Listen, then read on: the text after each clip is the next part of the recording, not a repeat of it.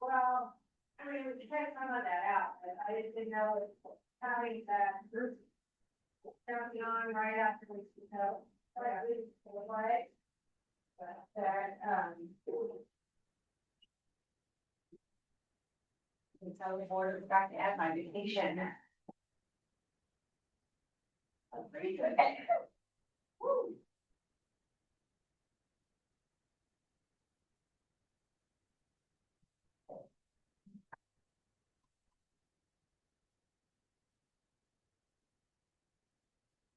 Yeah. Yeah.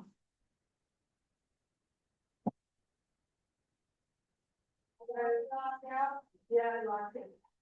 Red lock. My whole, I thought we went to the door and that one. No, that's, my dad's daughter. Okay.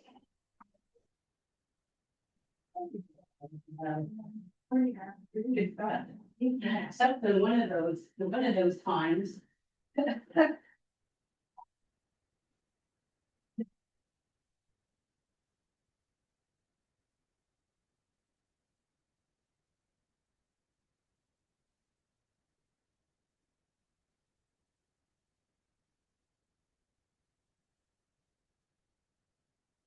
Hey, how are you?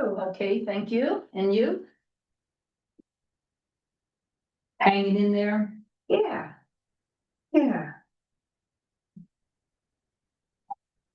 Little wind, you know? Well, that wind is just, well, isn't it? Yeah. I mean, it's cold without it, but it's more cold with it. Well, they couldn't put the flags up at the Susanville yesterday around the cemetery because of it. Oh, really? And it rained there Saturday morning. I didn't get any rain, but they did. It was beautiful here. Saturday afternoon was beautiful. Yeah, it was beautiful. Friday night it must have rained in town. So, yeah.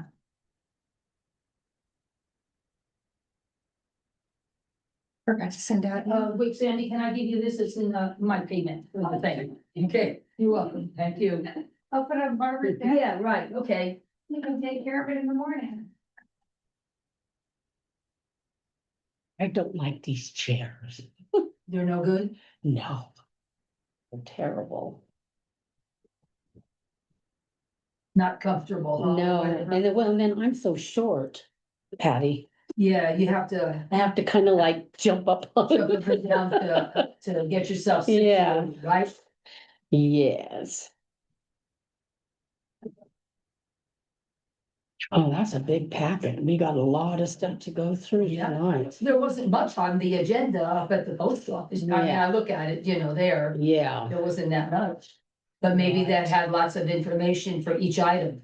yes, it does, so. Hmm.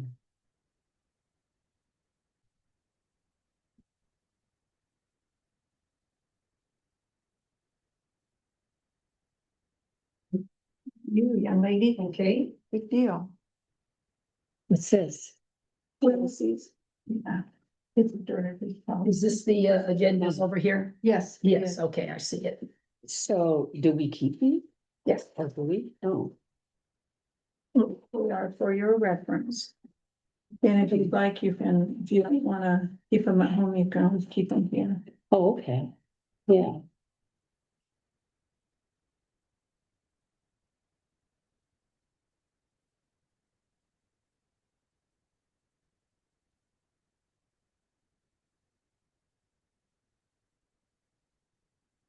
Aren't you believe this is the end of May already, isn't it? Oh, I know. I mean, every time I wake up, it's like another month. Yeah, right. Still, It's crazy. it is. Aloha, everybody.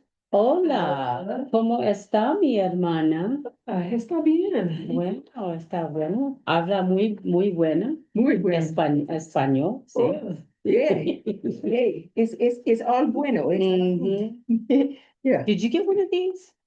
Age put directors policies? No, I don't remember. I might have got it a while back. Oh, maybe you got. Yeah. Yeah, okay. My memory is about long. How are you? I started to say good morning, so it tells you. I know everyone's. Where you been? Morning, huh? Where my day's been, you I know. don't know where mine are. Mixed up. Don't know which way is up. Yeah. Or which way's down? I know which way's down. Oh, Yeah. well, I know which way's up, cause Yeah. I'm gonna be up there one day. Stop it. We all know that. We know that. If people stay out of my way, they challenging my ability to get up there all the time. Well, that's why, well, that's because, well, you know what? You have to humble yourself. I am humble. I know. Hmm, No, God knows that I'm not right. yeah, He has to help me. Yes, I but you're pray for it. struggling, right? I struggle every day. Well, that's why we're all down here on earth, we're all sinners and. Oh, thank you, thank you. Some more than others, but yeah, thank you. Right, some days we're better than others, but as long as we're striving in the right direction. Oh, yeah, most of the time. Most of the time. Okay. Let's see. Excuse me. yeah, this is a big packet, Miss Sandy. It fell apart. Cause it was so thick. Lot of information, but not a lot of stuff, a Yeah. lot of substance. Want to give you all the Oh, here you go, information you need to make decisions. Mhm. Is your foot still messed up, Bob? Well, we went to the doctor for carbs and the doctor said to me, why are you limping? She looked at my foot and said, this is a boot that I just had at home that was for nighttime, that's not for Oh. outside. Oh, But Sandy kind of got after me and they had little. no, yeah. As did my husband. Oh, that's what the spouses do. Hello, Mr. Jones. Good evening, Mr. Everett. How you doing? Pretty good. How are you? Pretty tired. Yeah. Too many days in Reno. Oh, Don't even mention it. sounds familiar, huh, Miss Johnson? Only me, my. I had 23 hours in there the other night. It was emergency, so. Oh, you did? Yeah, and Barbara's still there. Oh, Barbara. What Somebody had happened? to take her and be there. But she's back there again? Oh, yeah, she's been there 4 days now. I'm so sorry. Oh, Same stuff, John? Huh? The same stuff? Fractured 11th vertebrae. And now they found 5 more. did she fall down? She's got 5 fractured vertebrae in her back. In her back? Compression Yeah, fraction. and she she can barely move around at Oh, all. my goodness. Not fun time. I got Wow. this and this. You know, it's a bad time to give it to you, but No, it's not. I got patties I can do in the morning. Makes me feel useful. Everyone walking the car. I don't trust her off.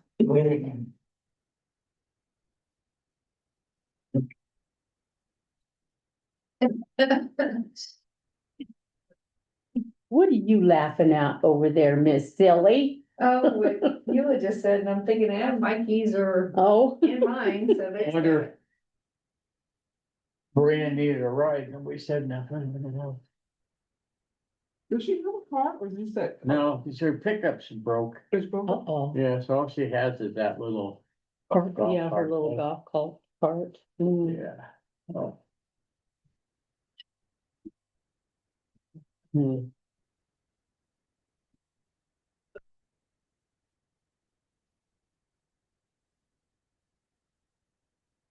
How's Patty doing?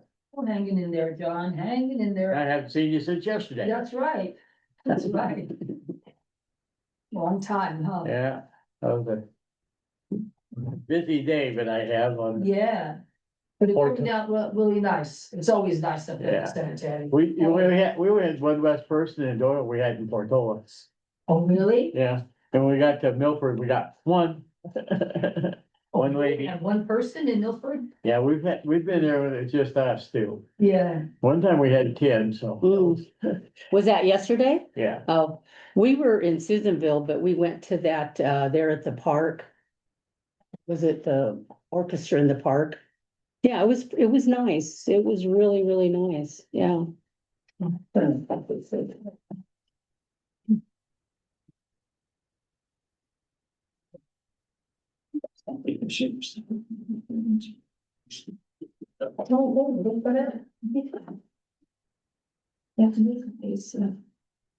You guys enjoying this nice warm weather we're having? I had to break my jacket, one of my jackets out. Got my winter coat. Except I didn't put an extra. And it's sweater gonna be underneath, colder, but- it's gonna be colder tomorrow. Yes, that's why I saw that. It's just, this weather's so messed up, it don't know whether it's coming or What to go. do, That's right.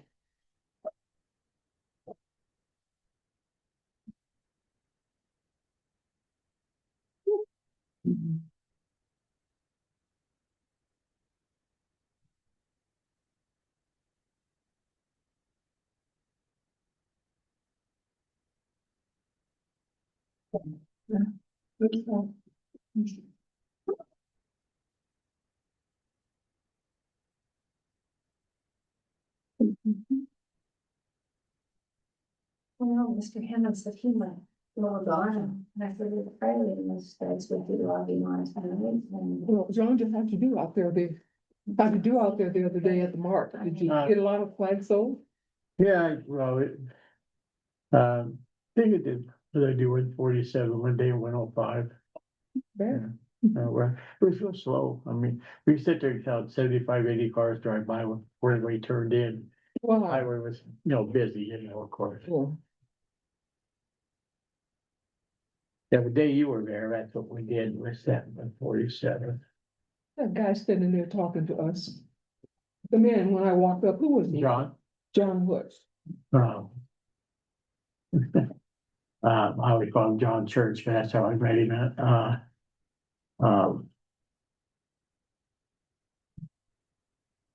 Wrigley, John Wrigley. The R&R Real Estate, you see the sign that you turned in Title IX, Okay. that's his son. Uh-huh. A lot of times people be talking to me, and I don't know who they are. I know it's not terrible. It is, it's horrible. I know that. I'm embarrassed. Super nice guy. And you hate to ask, what is your name? I or tell whatever. people all the time, I recognize your face, but I Yes, can't that's remember what your I say name, too. because I do recognize faces, but oh, Lord help me. Mm-mm. Mhm. Oh, That's right.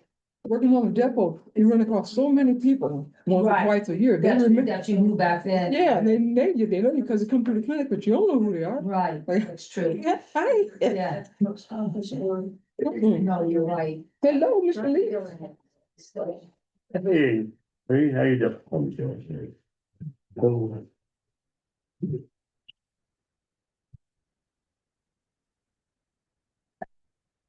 Leave the city mission. Oh, you did? I'm doing great. How about yourself?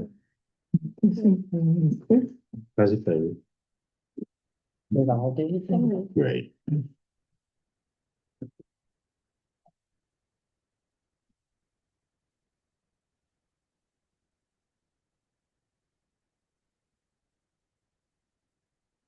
I started to set up I started yesterday, my sprinkler system. I said, it's too cold to turn it on. I've been watering with the hose. Oh, Mm. So, I just got it ready to turn on, but I didn't turn it on yet. I said, it'll wait. I think both tomorrow, they said 39 or tonight, Yeah. 39. Did you see what Casey? Yeah, I said, I know it wouldn't freeze probably, but I hope not, because I have all my flowers do are you have out. everything up there? Yes, and we've had our sprinkler system on for quite Have some you time. ready? Have you on? Yeah. Okay. Huh? This is blue ink. This what? This pen is blue, is that Well, this okay? game is so Yeah, it's bad fine, too, yeah, you it's know? fine. Yeah. Is it Mine okay, was wrong. blue? Okay. Mine was probably wrong. Oh, you're good. I really like blue ink better than black ink, because black ink looks like you copied it. Blue ink, you know, that it's an original. It's 5:30. Yeah. It is. Need to get Guess we going. better call a meeting to order. I was trying to find what's her name's phone number there. Call her, find her. Oh, well.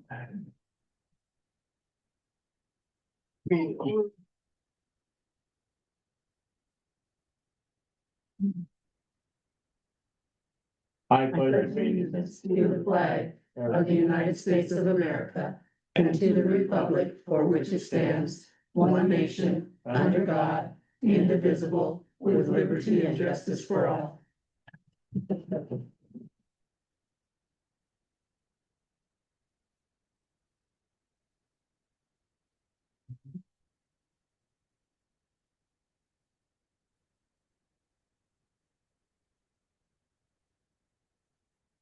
Roll call.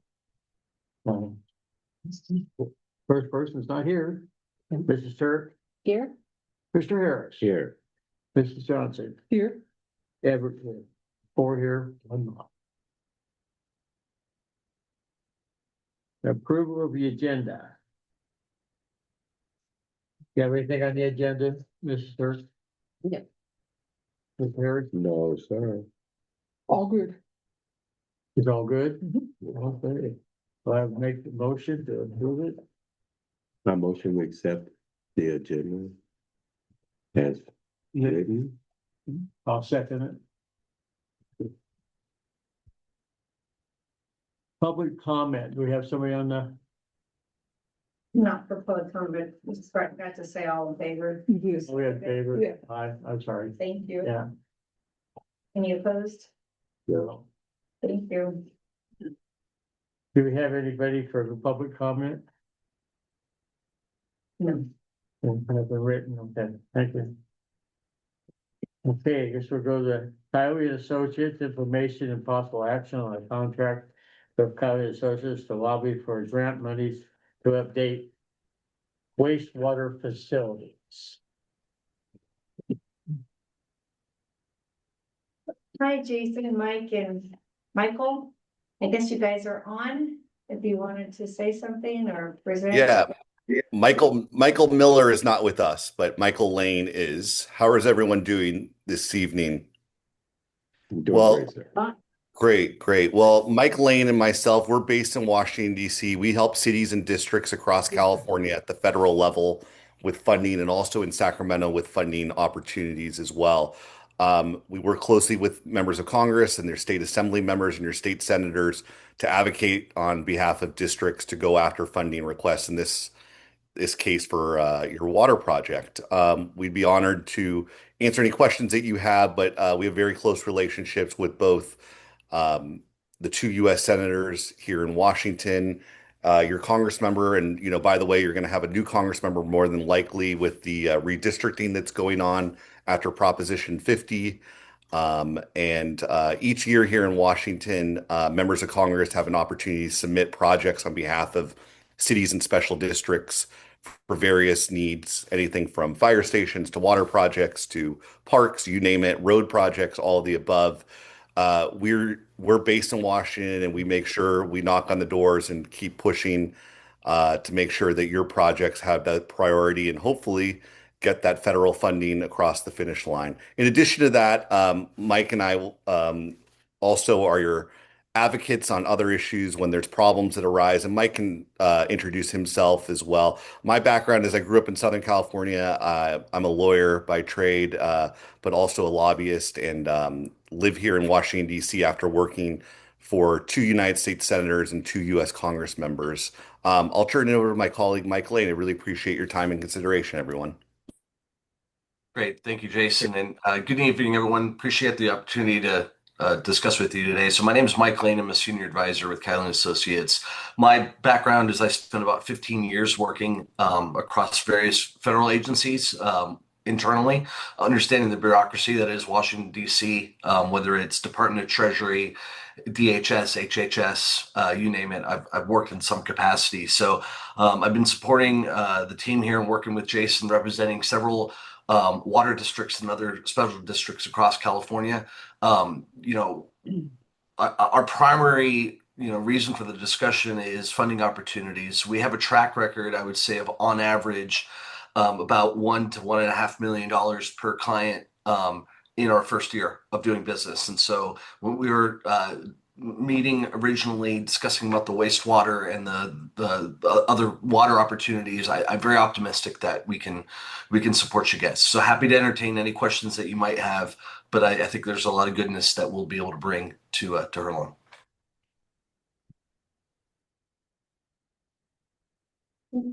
Mike, you want to just... Oh, sorry, everyone. Go ahead. My apologies. No, we just couldn't hear you. You were talking and. Oh, yes. Mike, I was going to just say, do you want to just briefly talk about the other pillars of our practice? Yeah, sure. So what we had originally talked about, our first and foremost is the funding opportunity. And so I think we kind of touched base on that. We help with increasing your opportunities to get federal funding via the earmark and congressionally directed spending process. That's mostly just because there's a lot of technicalities on how one approaches that. We really go to bat for you in terms of doing the advocacy with your members of Congress in terms of deciding whether or not that funding can go through, making sure that your applications are applicable and have a high likelihood of success. That's our bread and butter in terms of the value proposition that we provide our clients. Additionally, beyond that, we like to think of ourselves as an extension of your organization, but in Washington, D.C. So Jason and I both live about 10-minute walking distance from Congress. So oftentimes on behalf of our clients, we'll walk over and go and meet with the folks face to face to discuss about the issues. So if there is a problem that the government can solve that you guys are dealing with, it typically starts with a simple conversation from you to say, hey, Mike, Jason, I'm having X, Y, and Z issue. And that's where we'll say, okay, let's go talk to FEMA. Let's go talk to, whoever the organization might be that's relevant. That's our kind of second one. We call that our direct advocacy. And then our last piece is what we would just call general government intelligence. So there's a lot going on in Washington, D.C. at all times. Jason and I synthesize all that's happening here, and we provide that to our clients via ad hoc emails or regular newsletters, where we basically will cover things like, hey, what's the impact of the big beautiful bill, or the government shutdown, or what's going on with funding, redistricting, as Jason mentioned. All of that information so that you guys don't have to spend all of the effort to go through that, because we're the ones that are the experts here. So we like to think of ourselves as partners to our clients, and I would say those are really the three main areas that we support on. Jason, do you want to? Yeah, and the last thing I would add, trustees and board members, is one other interesting piece is here in Washington, the EPA has an office where they can help, with actual projects. They provide, the technical assistance that's needed. And, that's across the whole federal government. So we help all of our clients open up those doors and start those conversations. And, if you have something technical that they can help with, we help put the pieces together and try and make sure that we get that funding, which is even separate from the earlier funding that we talked about, to you all. So happy to answer any questions, and we just appreciate the time tonight.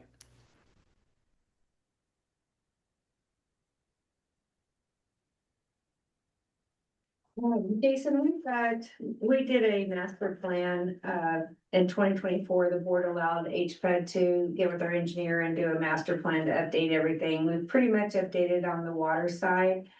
But on the wastewater side, we have about $10 million in projects outlined on our project. I know we were talking about small ear tags of like 1.5 1 to $1.6 million, which we could start to get a few things done with that amount of money. But overall, in the next 10 years, we need to be looking for more money to go forward with our plans to update the wastewater and the existing DS Hall sewer main replacement lines that never been replaced. Thank you. Is that Yeah. something? Have you guys gone down, some of the low interest loans that the EPA offers for projects like this? With us being a disadvantaged community, I have not. We just finished up with the SRF grant of almost $14 million to rehab the water side. And I know with us being supportive of the DOD and Right. the prison, was hoping that we could get,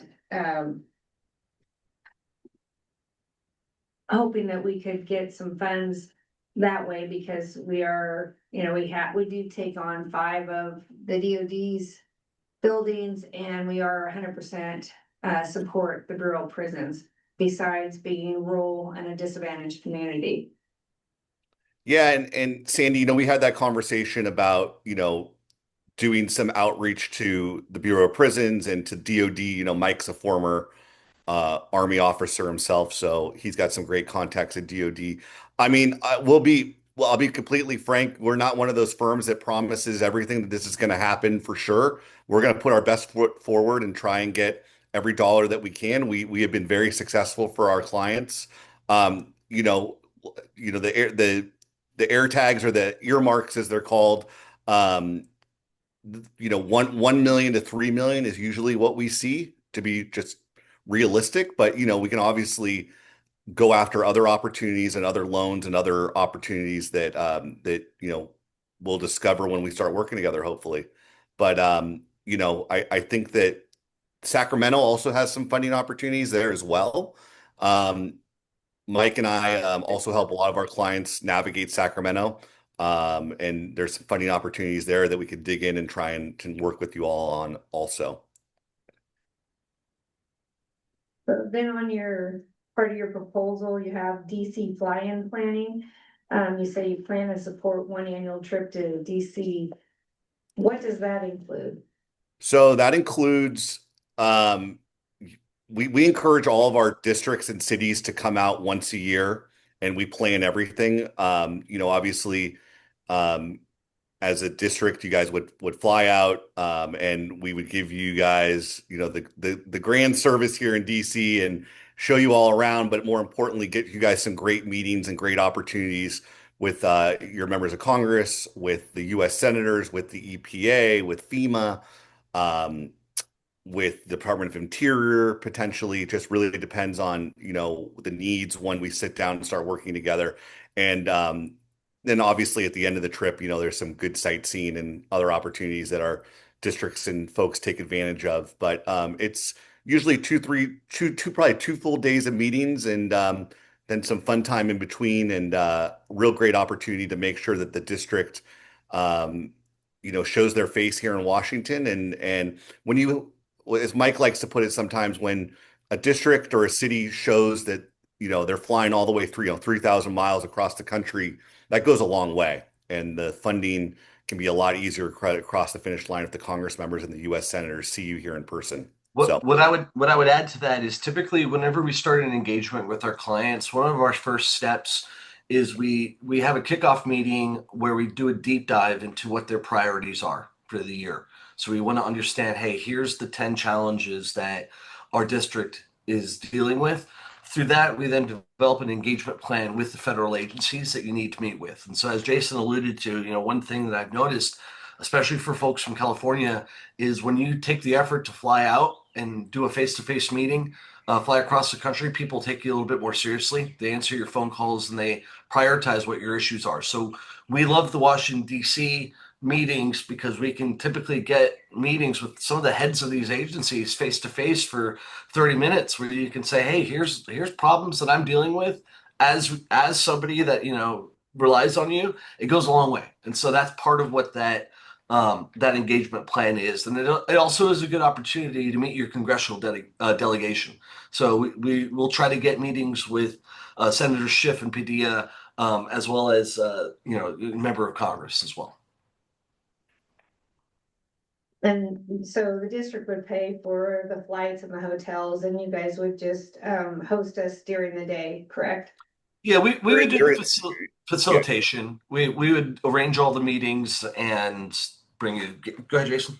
No, yeah, yeah. As Mike said, yeah. I mean, that's something that I mean, we usually take care of the meals and things like that, but the hotels and the flights is something that the district would be responsible for. But at the same time as well, love to host as many of you as possible, but I know that you're a small district, so budget wise, some districts send 1 or 2 people, some send the whole board and the general manager. It really just depends on your needs, and that's included. Other firms out there charge extra for to fly out because they have to fly out there. But Mike and I are actually in Washington D.C., so it doesn't cost us anything. We just make sure that you guys are well taken care of, and then something as well, if you're interested in going to Sacramento with CSDA Ledge Day, we piggyback on that as well. That's usually in April.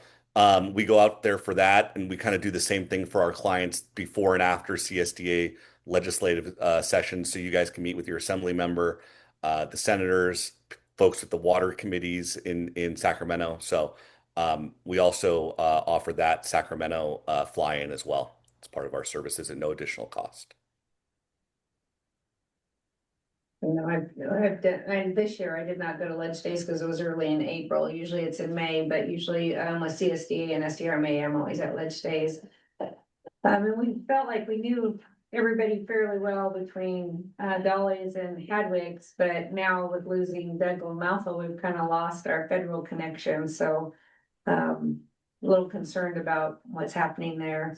And we do have, there's a project that we could do that we started last year was our screw press and possibly doing some rehab on the clarifier at the same time for about $1.5 million, and then kind of work into the rest of them.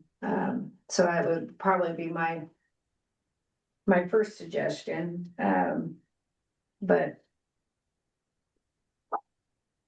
yeah, and the other thing too is obviously I know it's a long ways away, but we can start planning for we usually say to come out to DC in January and February, but we start laying the groundwork sooner than that.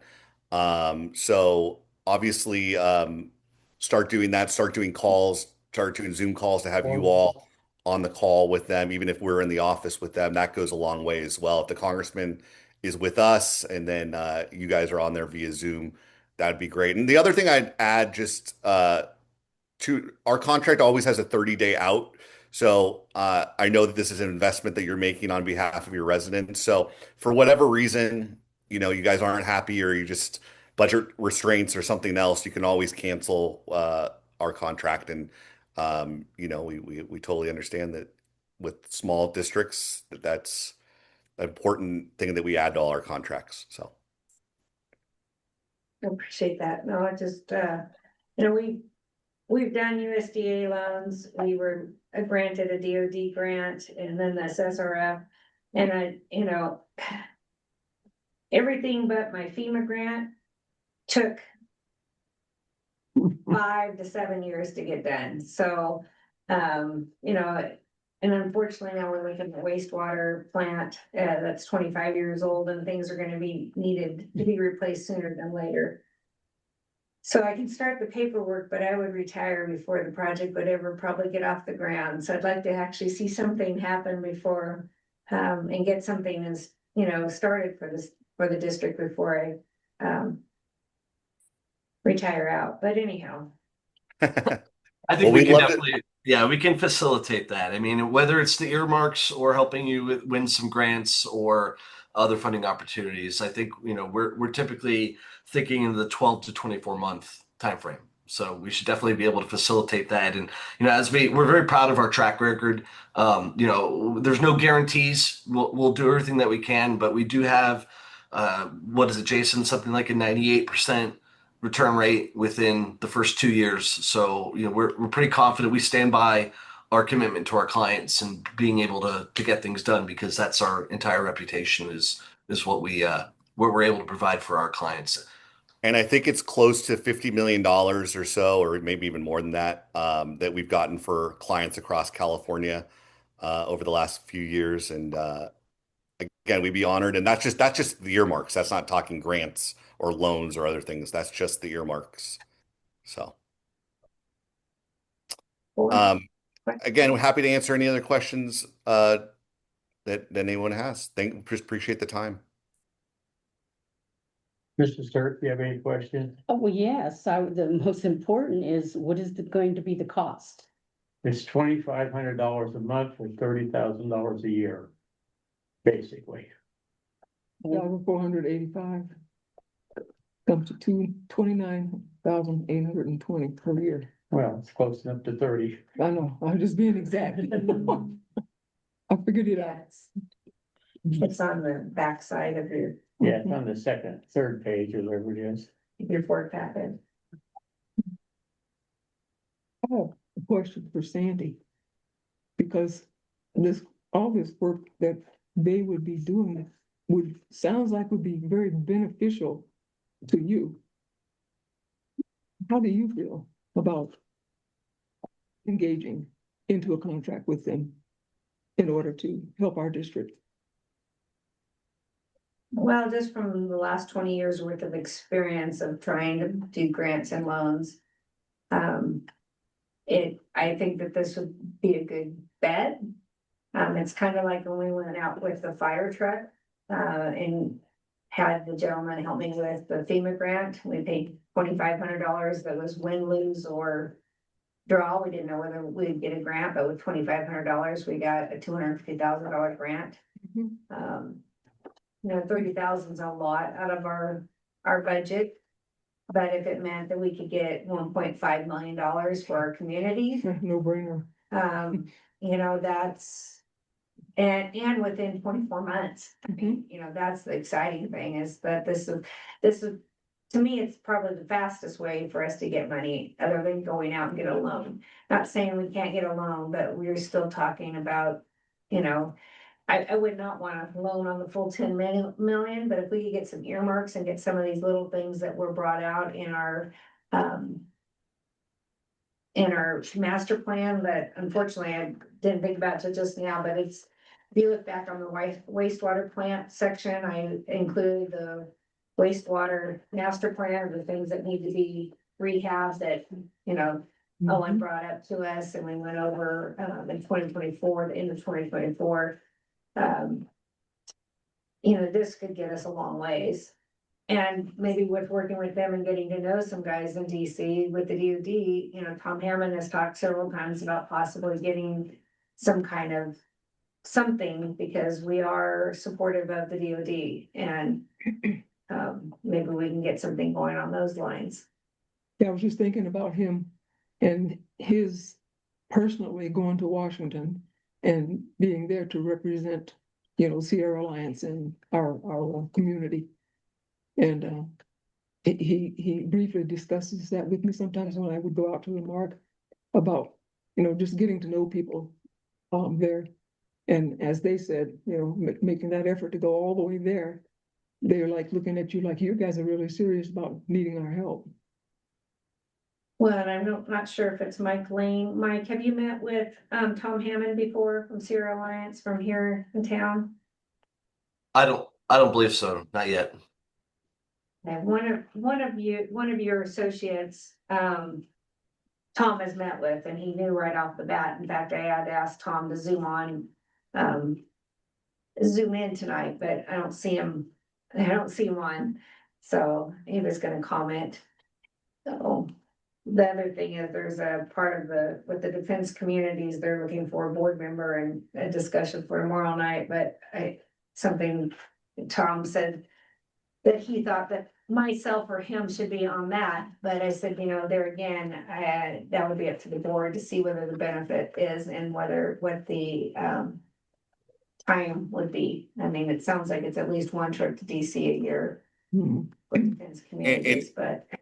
And Sandy, I'll just add, I'm not sure if it was maybe my colleague Greg Kiley. He's a former Air Force pilot and worked in the Armed Services Committee as well. So this is a little bit of a unique situation. We have that military background as well. That sometimes we don't get to flex that muscle as much a lot for small cities and districts, but we definitely would be interested and glad to help however we can on that front. And we do have that background as well, which is unique to us. So Yeah, I spent an unfortunate amount of my life working in the Pentagon, so I would be more than happy if there's any kind of DoD tie-ins that we could do to support that way. And anything that we can do to support the military community is always near and dear to my heart. One of the other thing is too, with California Rural Water and National Rural Water, I've had the pleasure to go lobby with them in February. And I did ask Dan DeMoss if I could go with them, if my board would allow it this year in February. So it might be possibility that I could make more than one trip to get our point across in the next 18 months, absolutely. not on HPED's time. So anyway, If you have 50 districts in California or across the country, what's your average of being able to help? Or what percentage? good question. So we've helped literally every single one of them. And I mean, we just signed a few recently, and we actually already helped them last year. We kind of did some pro bono work where we already helped them last year, but every single one of our clients has received one of the earmarks at one point. And some have received multiple. I mean, we had one client receive 4 earmarks. I'm not saying that this would be you guys, right? Every case is different, but we've had clients that receive probably 4 years in a row. They've received them, and we have multiple. So yeah, I mean, we're very proud of our track record that we don't have a single client that has not received anything within 2 years of working with us. And all of this information is also publicly available. So we could provide you all those statistics should you be interested in them. It's all public records, so you can go and pull those up and say, hey, who does Kiley Associates do business with, and what have they received over the last several years? Yeah, we can send you a list and also where to find it if you want to do your own digging. And but for example, right now we're helping the city of Rancho Palos Verdes down in Southern California. I don't know if you guys have read anything that's been going on there, but they're having a massive landslide issue. And it's not really a money thing for them right now, but it's really some deed restrictions and some other government, an issue with the Coast Guard, and it's opportunities that really you can't even put a dollar amount on that we've helped them open up and solve. So there's that aspect of our work as well that goes beyond the funding elements of things. Mr. Miller, I had a question. We are a small district, and our water fees are fairly high with our sewer issues and stuff here.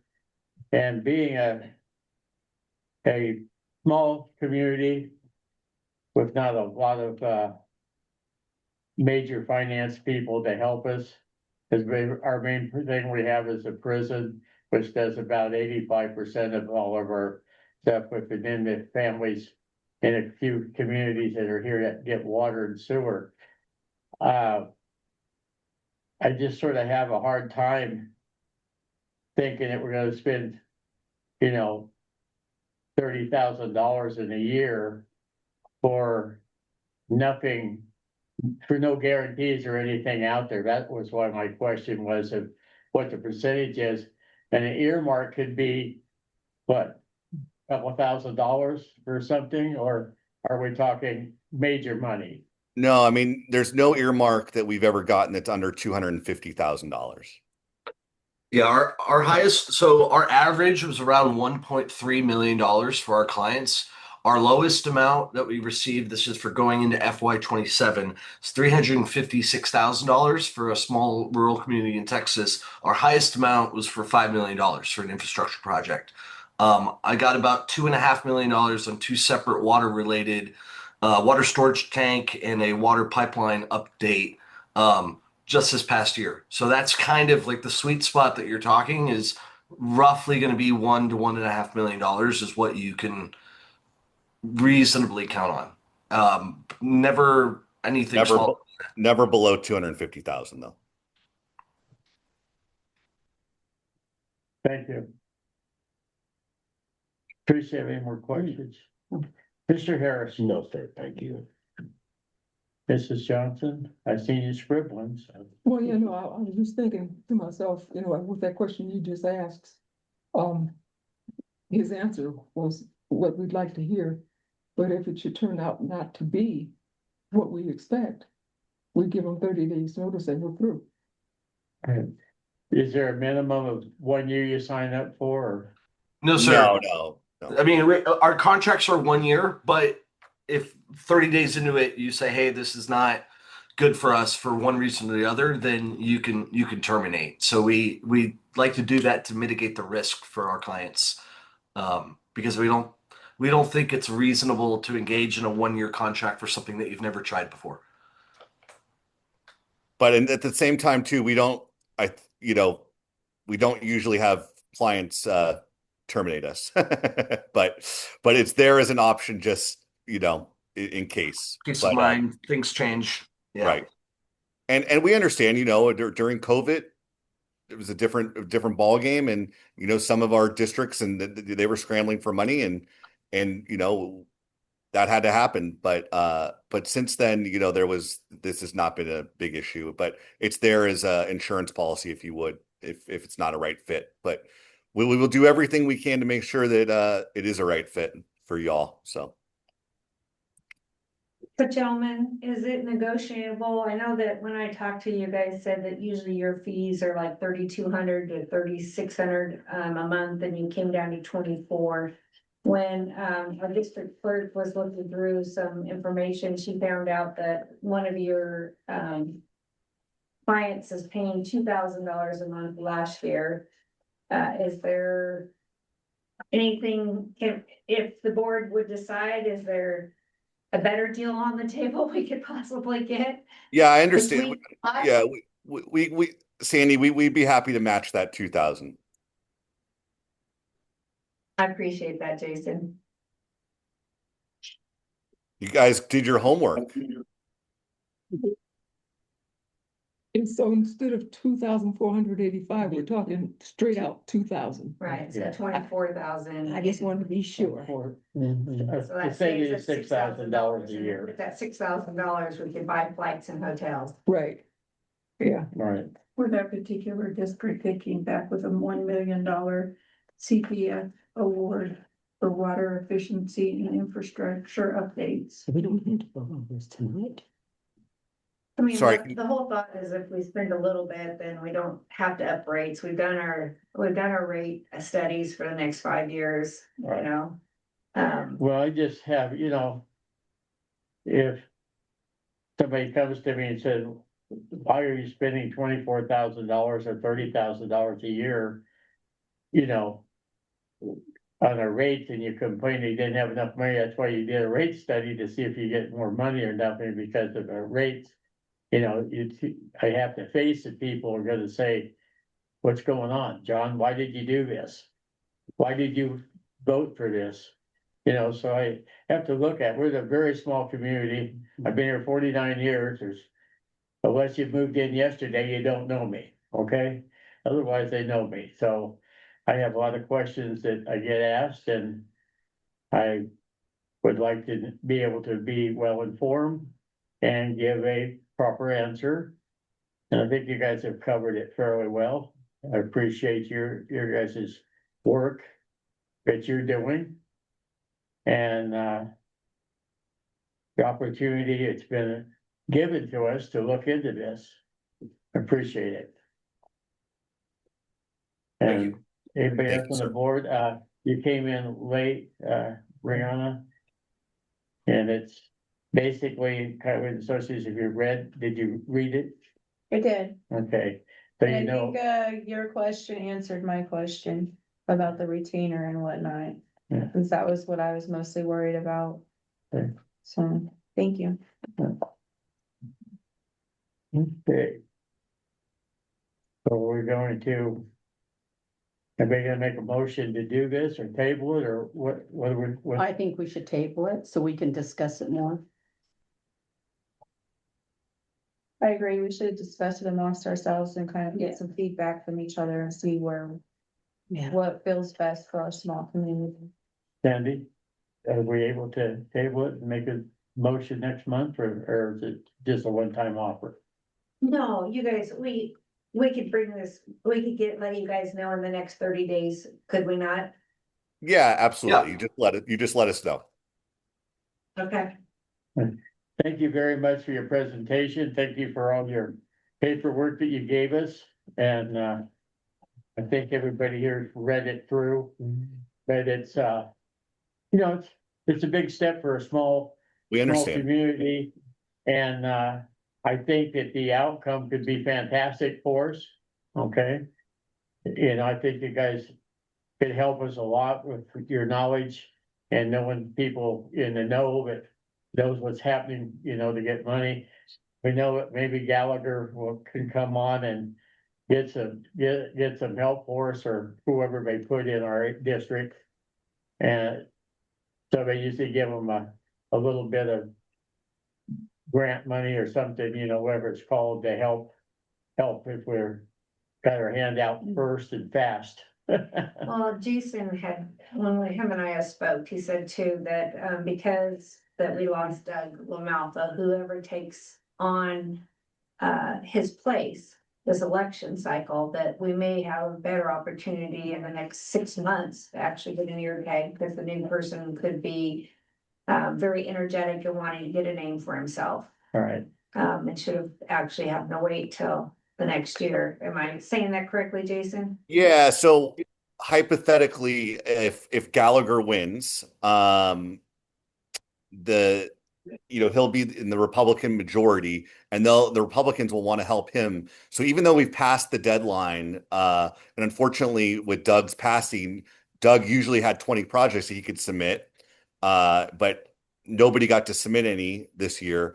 I think there's a good shot that Gallagher can work with the Republicans and Speaker Johnson here in DC to say, hey, open this up and let me pick 20 projects, to sort of make up for that. I'm just sort of, this is just a belief. I'm not guaranteeing this is going to happen, but of course, if that happened, we would know even earlier than early next year. And you guys would have a bite of the apple in FY 27, which we've already entered right now, the funding queue for that. And then the other thing I'd just mention is during your, please let Sandy know if you have any follow-up questions, and we're happy to answer any of those when you debate amongst yourselves. Thank you very much. All right. Thank you for your time, gentlemen. everyone. We appreciate your time. We realize Thank you. it's, 9 o'clock there, so thank you for staying up to talk with us tonight. No Have a good problem. evening. Have a great night. Thank you. Thank you. I think Barbara's comment was the best with the reduction. Yeah. I mean, that was a lot. That was good. And I think they got surprised on that. A little bit. Bye. That's been a lot. Yeah. Well, yeah, but $6,000 is a lot of money. Yeah, that's right. That's a lot of money. So I mean, I think they were surprised That at she the homework. was able to find it, right? But like I said, We thank you extremely well there, young lady.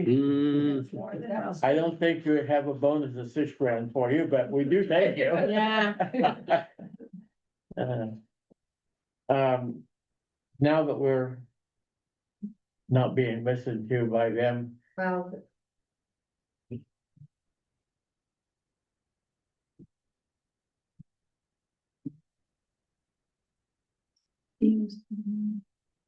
correct.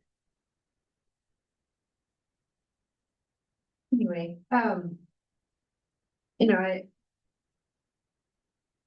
it's, you know, it's just, it's what the board, it's a roll of the dice. So, I was kind of excited that but if we're gonna make that decision, we should make a decision sooner than later, because if Gallagher comes in and we can possibly put an earmark on something before the end of the year and stay in this budget year for them, the 27 Right. year budget, which is their July 1st through June 30th. You know, I would ask that we would get the screw press that we were after a year and a half ago and rehab that. Then we here need up it there. desperately. And then we could, and the thing with it is with Shaw Engineering and with us having a master plan in place, we are shovel ready. So it wouldn't take much to have anything. Now, I talked to Owen, I said, hey, if I needed some documents or this, that, he said, just give me, you know. Said, I prefer 30 days, but he says, if you need it faster, we could get stuff to you faster, so. Which is nice, because there's a lot of districts that are not in that situation where they can. Go and ask for money that's shovel ready, because they want shovel ready projects, Right. but because of our master plan, we have that availability. Well, my thoughts are is. Our hats off to Barbara Lee for doing the homework for us. And saving us $6,000. And the fact that you could do it for a year. And take 10 months into it, or 8 months into it, we give them a 30-day notice and cancel. Do we have that, if a contract, then hopefully that would be in writing? Not verbal. Doug, I have a question, so if that's okay with you, Yeah, sure. do we have the money right now for that? There's, well, with another thing that came up with the plant, can revise the budget and starting in June for the end of the year to budget for that appropriately. So if we did not budget for it, and because we didn't know about it, so it's not Right. in the budget currently, but Mhm. we could revise the budget for the second half of the year going forward to include that. Is that going to cripple us financially by saying gonna give out $24,000? No, And, where we currently have, I mean, if we get $1 million for 24,000, it's a great deal, but there's no guarantee that's 100% right, grant or nothing. We could be a 50-50 deal or whatever. most these earmarks are straight. Straight cash or Straight straight. grant, or- and with it being from the federal government, other than, you know. Recently with FEMA coming back 3 years past tense and having me go on and switch something around, but that was only an hour's worth of work, compared to what I'm going through with the SRF. You know, that SRF, Pat and I started on that, with CEQA, NEPA. 2016, 2015. It took us 8 years to come to pre-mission. The 09 and 011 USDA loan grants, we started on those. I can remember walking into the Rancheria and looking at the USDA people that were with us and say, what happens? Because the county said they wouldn't do it, and West Patton Village said they wouldn't during our USDA loan grant. And here, you know, Don Armstrong and Nancy Armstrong and myself had been working on that USDA project, that first one, since 99, and it finally happened in 09. And the second one was in 11. But I can remember walking in the Rancheria and looking over at the USDA and say, what happens if the Indian Rancheria says no, says you start all over? I'm like, 7 years worth of work for nothing. And praise the Lord, the Rancheria said, hey, not a problem, we'll do it, you Thank know? God. And then the county didn't want to step in because they didn't like USDA's legal documents. We were supposed to change all the USDA's legal documents to satisfy the county. But that first project was you know, and like with this SRF, and praise the Lord, you know, that we went in after that, knowing we were gonna have grant money on the water side, but the wastewater was supposed to be 50% out of our pockets, and then we ended up with 100% grant. Oh, That was a blessing. You know, so, I mean, there was $14 million, we did leave a couple $1 million on the table, but we didn't know that till the end, you know, when we first looked at it, we were looking right at that $14 million. That project started out at 4 million, I mean, Johnny and I went through that heartache in 2020 with, you know, they came back and said, oh no, and then we went out to bid and it was like 8. And then we ended up with a $12 million project that started out at 4 million back in 2017, 2016. So it just gets, you know, as we all know, prices go up more and more as every year passes, so it's an opportunity, it arose, and I didn't know at first when they first called, I had dealt with Jason a little bit, through Sierra Alliance. And I didn't know I was gonna get the cell. Last month I gave you guys all the information. And you know, you guys wanted to see the proposal, so you met the gentleman. Tom Hammond did say he knew one of the associates of this firm and was comfortable with it. He says, at least I know they're viable. It's not like a fly-by-night firm or one that's just gonna take your money and run. He says, I did look them up on the internet to see if they were legit or not. so, I did double check their information they have here. well, the Good information. job, President. Yeah, this one part is right off the internet, the Kylie and Associates, that was, Yeah, you know. Looking it up and grabbing what they gave, the first part was from them directly, right. which you guys have had in your board pack for the last 2 months, so. Yeah. You know, if you guys wanna wait, I don't think Johnny, the way that he was saying, it sounds more like it's like, what I wanna call it, a lemon card, you know, within 30 days, you can quit, you're in and out, otherwise it's a 1-year contract. I don't believe the way that he was explaining it, we should clarify that. Yeah, I was wondering about that, cause I thought it was 30 days in. And then at that point, you could get out, but beyond the 30 days, it didn't sound to me like you could give them a 30-day notice. That's what. It sounds like after Well, that because they're 30 days, putting you're. in their effort to start flying this and talking to people and they're making their plans, so I don't think. When they've spent time on us to get this stuff here, if we drop them in the middle of it. You know, I mean, if we say we don't have the money for it, that might be another way to get out of it, but, I mean, the thing is.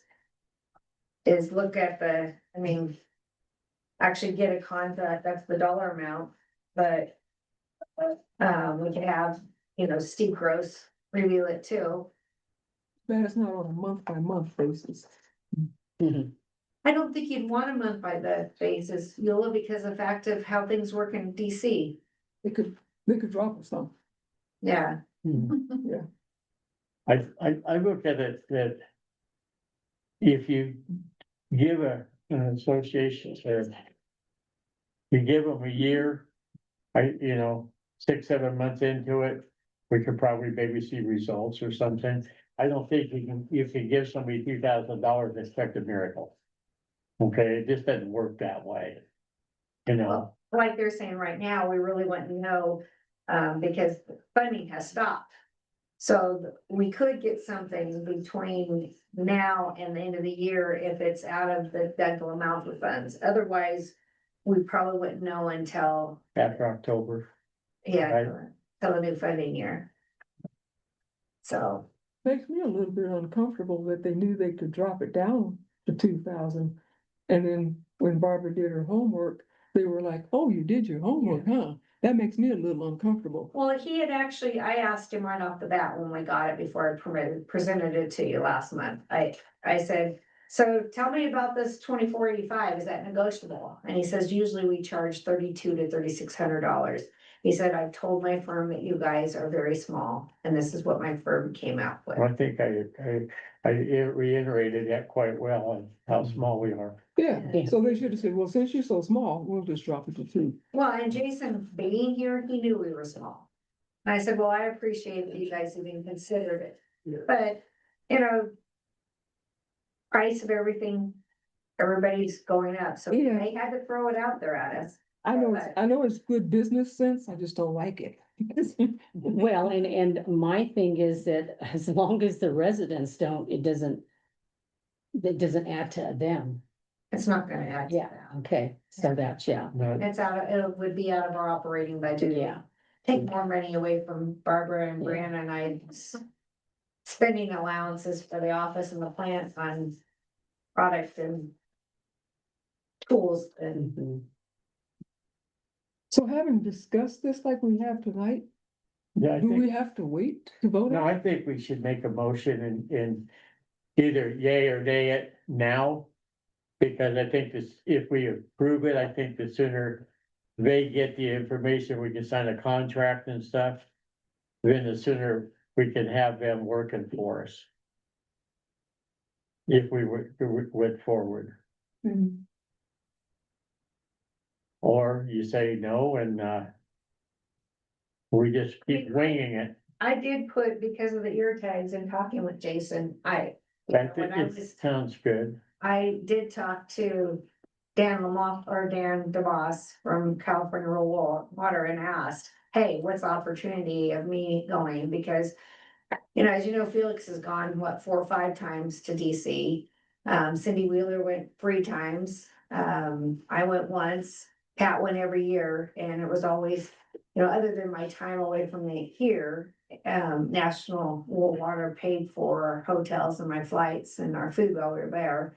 Grant you, you're also putting forth to the congressman and the senators what National Rural Water's agenda is too. So, but while you're in there, you can always grab a minute, with their and it's a 50-50 chance when you're there. With these guys setting it up, hopefully you'd be meeting right with the congressman and the senator. Because a lot of times when you're lobbying, even in Sacramento, that's why I always love Dolly's and Hadwick, is because they are present. When you go to their office, they don't put their employees out there for you to talk to. They are present and answer the questions and know it right off the top of their head. That's always what I loved about Brian was, he could, and if he didn't agree with what I was pushing for California special districts, he would tell me why. He says, hey, I've looked this up. This is not beneficial, I think, to my jurisdiction. This is why, da, da, da, da. And it's like, and you can respect that. Right, But when you're sitting here with 4 of their, usually it's the low man on the totem pole that you're sitting in these meetings with, and then they take it back to And whatever pitch is on it. Yeah. So with these guys, at least I think if they were setting up the meetings, you would have direct, and that's how. We got the $6.8 million rerouted out here was with Pat, and I was part of that, and Pat went 2 or 3 times. Because we talked to Tom McClintock's office and oh gosh, what's her name? Was out of San Francisco. Feinstein. I'll make all that happen. And we had direct contact with them. It wasn't their employees. Yeah, because Diane was, according to Tom, Diane was a lot of help for us. Well, that 6.8 million between Yeah. her and Tom McClintock, they made it happen. Yeah. We had to write our own RFP and answer our own RFP through the Corps of Engineers.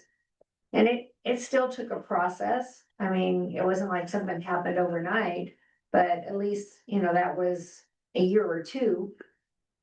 With that project, then 7, 8 years going for other grants and jumping through all the hoops.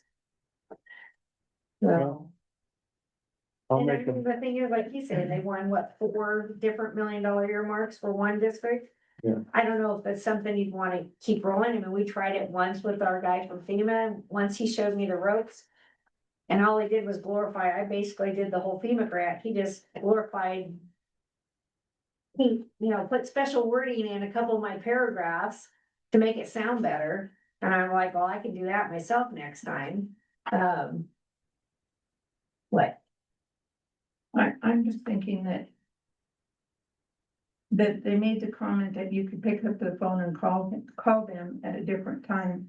So by having them basically on your payroll, if you will, you don't have to just go to Washington DC. You've got somebody who will say, okay, let me go talk to them, and they can take their 10-minute walk to Capitol Hill and talk to a congressman or woman.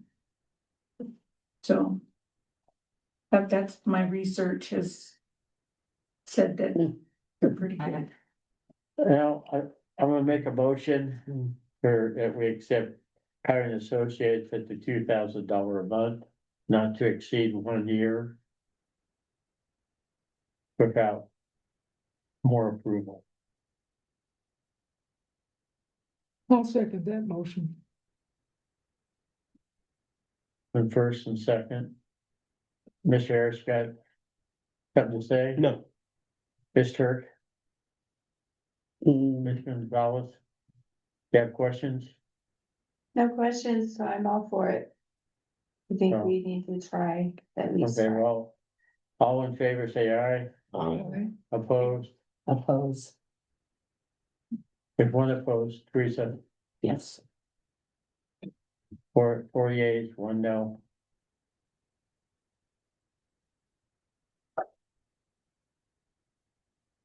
All right. I guess, Sandy will go ahead and get a hold of them tomorrow or whenever. Yep. And that way we can have a contract and stuff.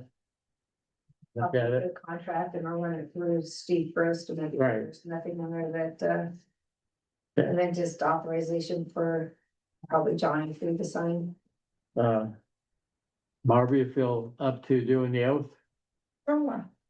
Miranda, you have to come out front out here. If I stutter and stammer though, you gotta Right. forgive me. You do the right hand? Yep, gotta put your right hand up. Where do you want me? You're Right there's fine. Then you're gonna repeat after me. Yes. Okay, I, Brianna Rodriguez. Okay, we're gonna, okay, do solemnly swear. Do solemnly swear Or affirm. That I will support. that I will support And defend the Constitution of the United States. and defend the Constitution of the United States And the Constitution of the State of California. and the Constitution of the State of California Against all enemies, against all enemies, foreign and domestic. foreign and domestic, That I will bear true faith that I will bear true faith and allegiance and allegiance to the Constitution of the United States. to the Constitution of the United States And the state constitution. and the state constitution, That I will take this obligation freely. that I will take this obligation freely Without any mental reservation without any mental reservation or purpose of evasion. or purpose of evasion, And that I will faithfully and that I will faithfully discharge the duties discharge the duties upon which I am about to enter. upon which I am about to enter. Repeat that. Okay. Thank you. As long as they're gonna make me stand and do this. Yes. So. You know, the office And- that will have to sign too. Unless something comes up, always, Brianna, it's a Tuesday, even if it says Wednesday. It was Wednesday last month because we had to go to Tahoe. That's the reason why it was a Wednesday, and so for some reason, the paperwork still said Wednesday, but I know it's Okay. Tuesday. That's what happens when we copy from the other, sorry. It's okay. Okay, 8 minutes, review and possible action including the minutes of April 29th, 2026, regular board meeting. Hold on, Johnny. Yeah, one more thing on the oath of office. Oh, I'm sorry. Board needs to vote on a new Oh, right. secretary since Sherry was the board secretary when she left. They can take nominations and I'd like to nominate the person who took that position, sitting at the end of That's the what I was table. gonna say. Yeah.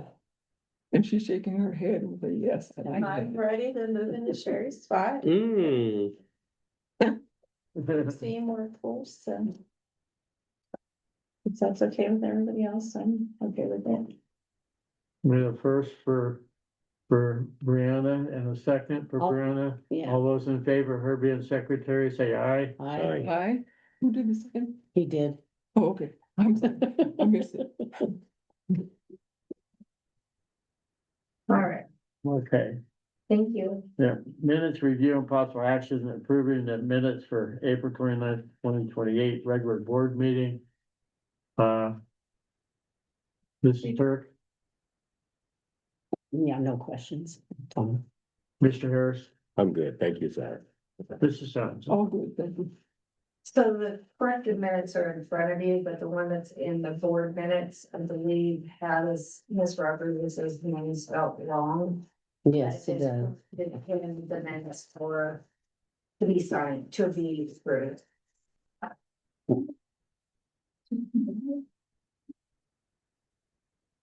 Well, shame on us.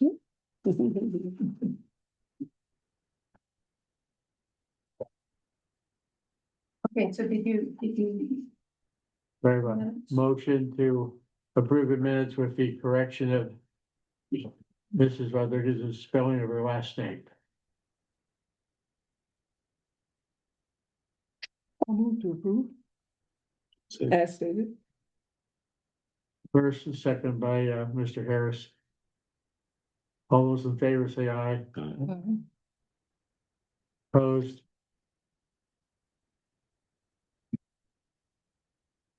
Nine, financials, review and file April preliminary 2026 financial statements.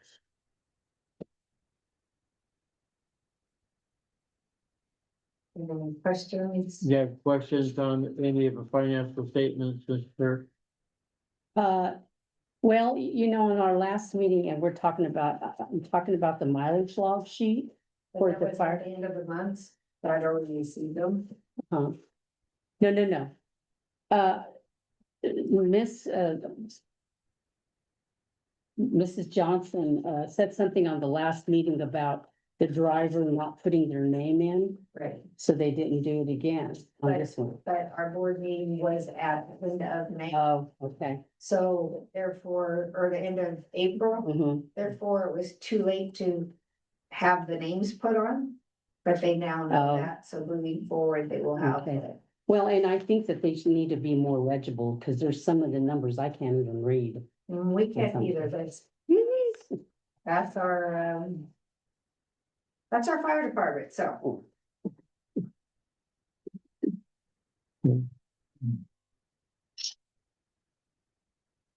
Anything else, Mrs. Sturt? No, Mr. Harris, No, Mrs. Johnson, No, yes, and you reviewed the financials, Brianna? Yeah. Yeah. You have any questions? It's just a lot to take in. Mhm.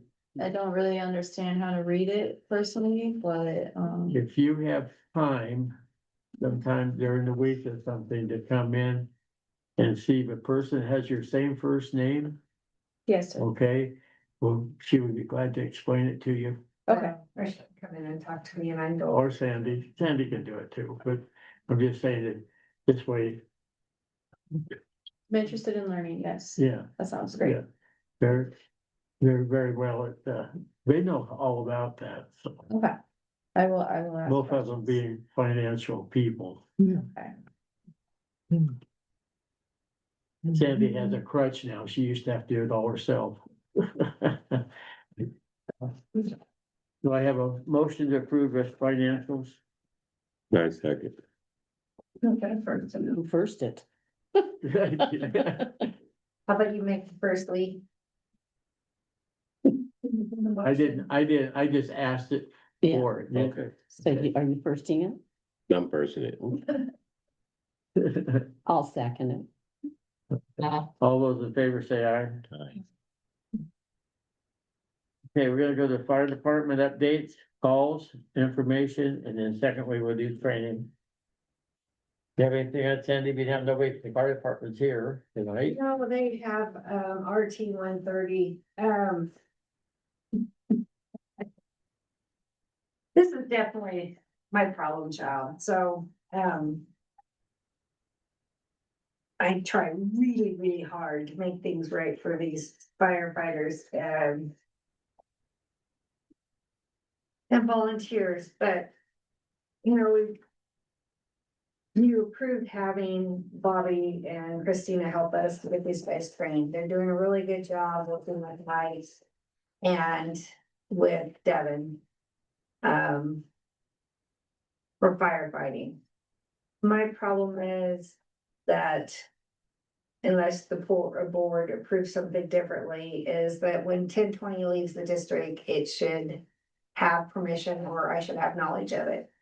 In the last 45 days, 1020 has left the district without my knowledge, and I've gotten phone calls from the public saying, did you know that your engine is in Susanville, in Janesville, in At the mart. Johnstonville, at the mart?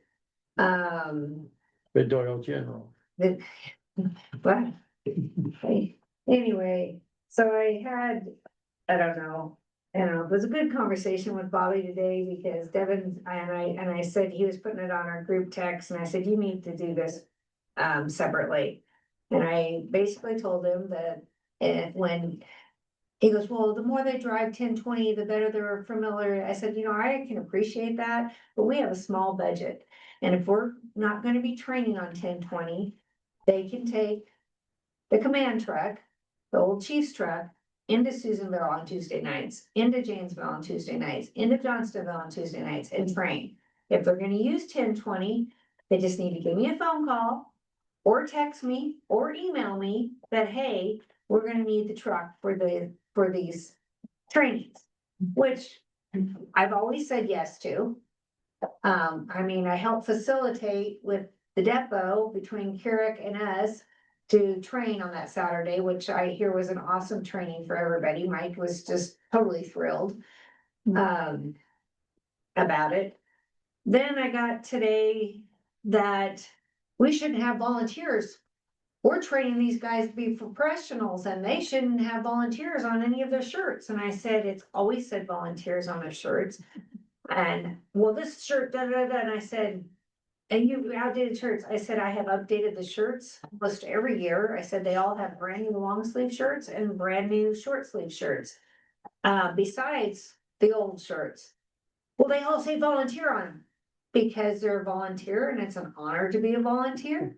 Yeah. Well, none of our guys say volunteer on them. You're downgrading them when they go to a wildland fire or any other fire by having to say volunteer on it. What's that thing? You know who. No, I'm just wanting to hear it out loud for the record. The young man? Well, Bobby Dutro and Devin, yes. It's, you know, and I said, you know what, right now, I said, that's, board policy. I said, since the beginning of time, all of our volunteer fire department grant you the old blue shirts and the symbol says volunteer. It's not as broad because for a while there, we definitely had special volunteers. And I wanted them on scene not to get hurt. So across the back of the shoulders, the new shirts all say volunteers, because when they come upon a fire and Janesville steps in with professionals or Susanville steps in professionals, I want them to know that our guys are volunteers. They're not as seasoned as the ones that are getting paid. Thank you. Not only that, but it takes a lot for a volunteer to step up. Thank you. Well, the other thing To begin is, with. unfortunately, Brianna, is our volunteers are supposed to be as equipped as a paid firefighter. That is legal law. They have to have 20 to 25 hours a month in training. Hence why I opened the door for 2 other people to help us get trainings, because if I wasn't in here training them on there or pushing to have trainings, it wasn't getting done. At least now they are getting 2 to 4 hours once a week, sometimes twice a week in trainings because of the partnership with Bobby and Christina. But This morning, my whole morning got blown apart because of the group text with all the firefighters on it, and then I pulled, Bobby aside on that because he called out Enosh, saying that because I said, well, if you guys are gonna do the 130 class, which is great, and take 1020, then I want to know whether Enosh is here to take medical calls. And he says, well, Enosh isn't equipped to do medical calls. He's not trained for that. I said, he's gone to the thing. Well, you guys are gonna be liable, da, da, da. I said, he's gone to classes at the college. He's been taking medical calls. He said, well, one of the calls showed up, he was, standing outside waiting for SIAD to get there. And I said, I don't know the particulars on what you're talking about. But I said, we have sent Enosh for first aid and AED and medical training. No, he is not an EMT or an EMR, but he can at least get there and settle a patient and get, the reading down until SIAD or somebody else can get there.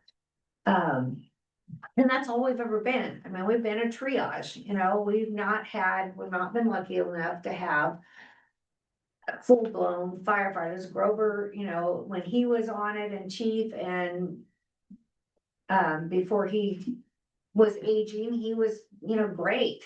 And he was so on top of everything, when Grover was on it. And he was the only one that had all these certs, we haven't had anybody that had all these certs.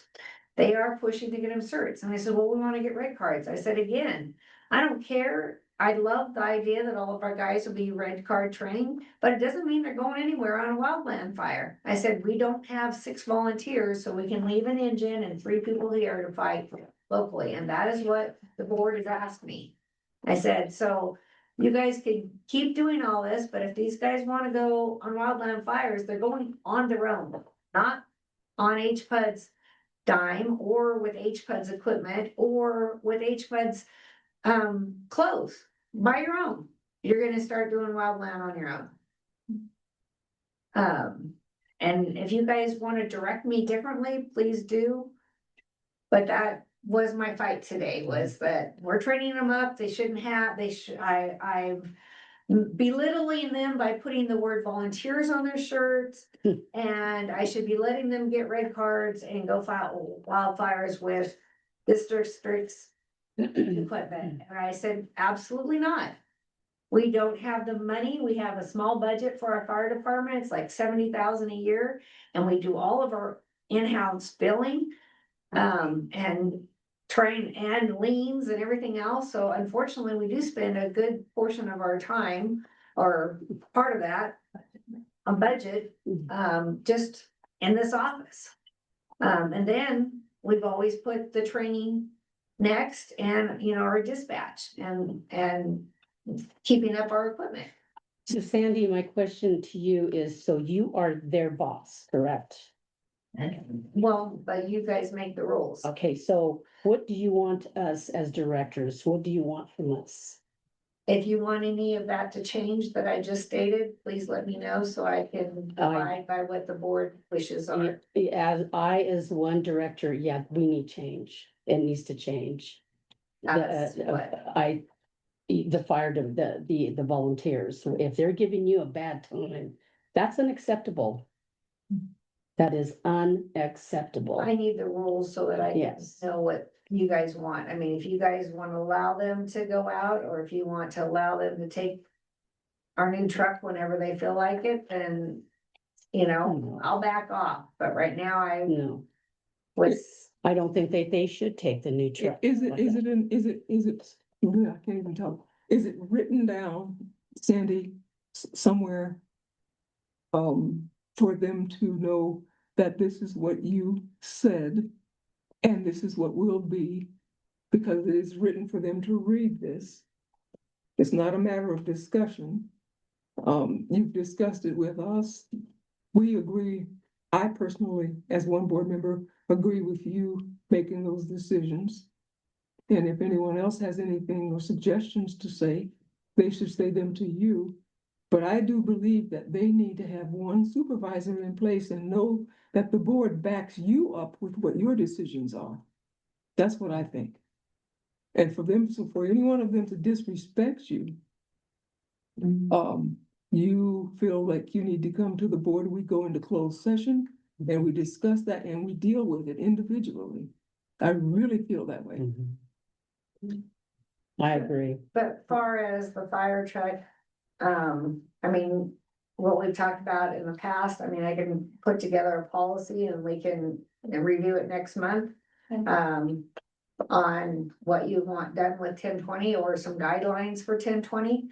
And far as red cards go, because, you know, unfortunately, I don't know, maybe I let the fox in the hen house, but the people that gave us a bad time, I think Eula and Johnny were both on the board, when Grover was chief and they came And in Mr. here. Harris, Huh? I think And- Mr. Harris was Three here of too. these.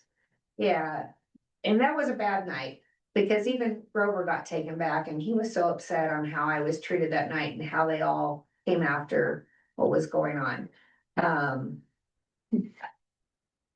I had asked if, because we needed training and these guys had training to go ahead and do this because they cared, and I had a really good conversation. But now as we're going on, and unfortunately I personally text and emails sometimes are, it's hard to tell what people are thinking or saying, and sometimes they come off more sarcastic than they really are meant. But I think that we probably need to put together, what the board would like or allow for our firefighters to do, so that I have that backed up by you guys. Me just saying, this is the board's wishes. If it's in writing, if you can read, this is what it is. Yeah, Okay, and it's backed by the board. okay, I'll put You know, together. it's some like, list of like you items. said, if we had 6 volunteers. And if we had a local fire thing where they could actually go out and make money, 3 of them or so, but we still had coverage. Because you can't I feel that we're too vulnerable if Syad goes out, okay, Doyle goes out, Milford goes out, there's nobody left here to help, okay?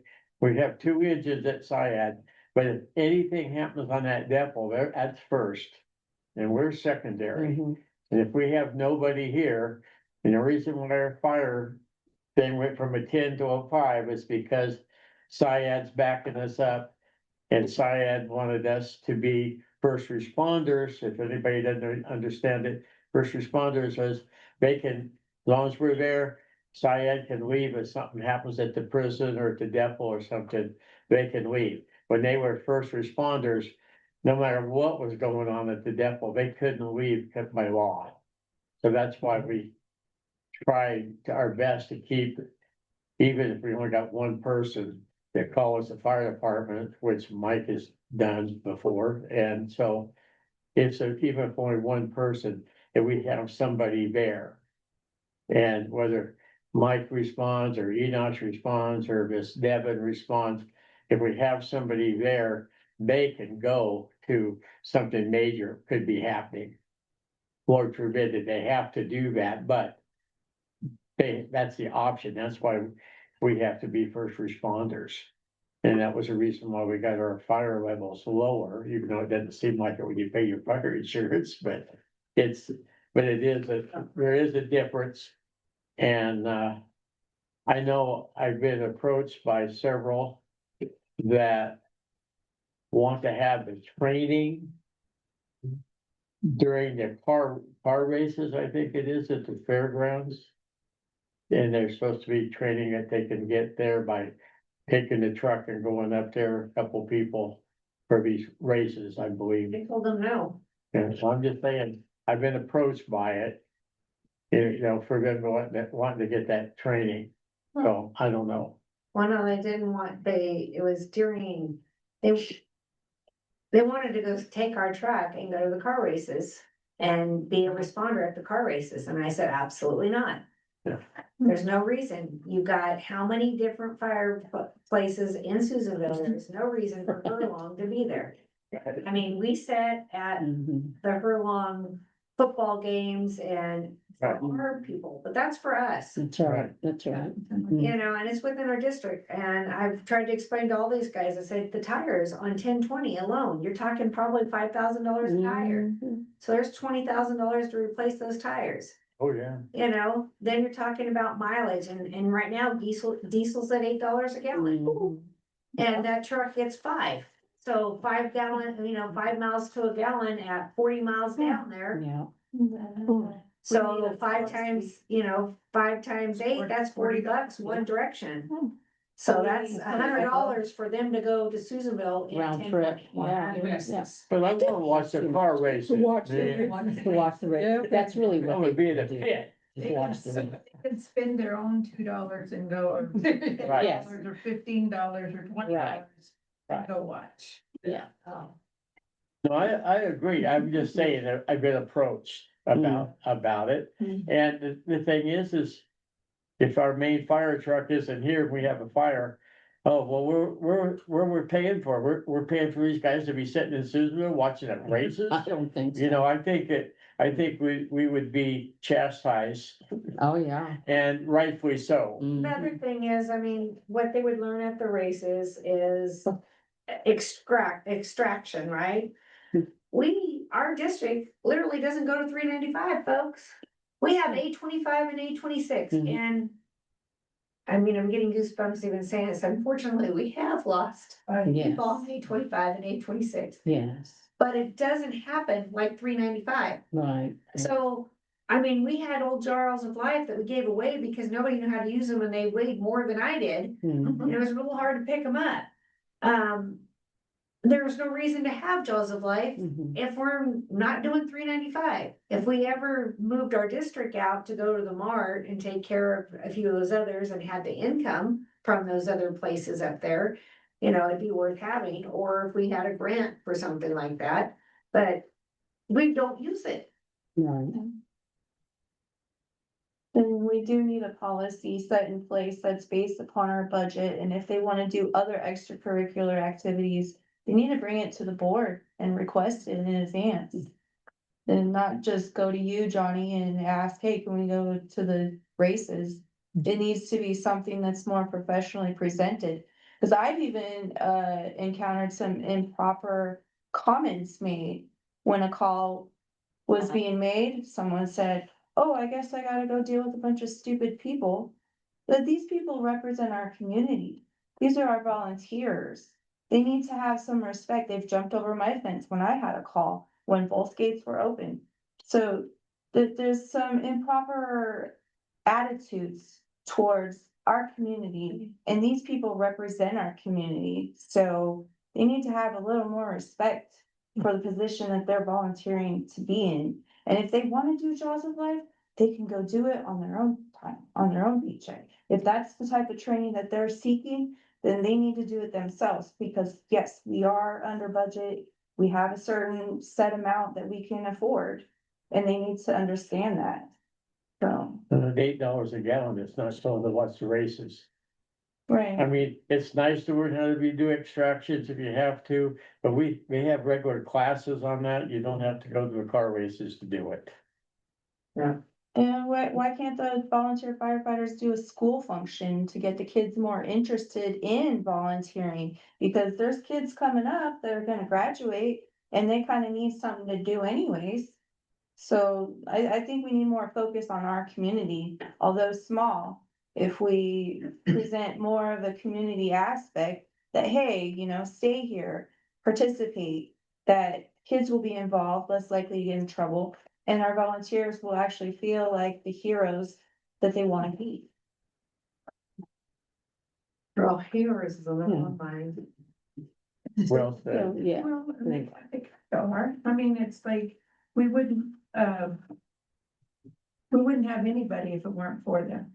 Correct. And my comment has been to people who have made comments about our volunteers not being the smartest people in the world, is if you feel like you can do better, we're open to having you volunteer. Mhm. And they've never walked through the door to volunteer.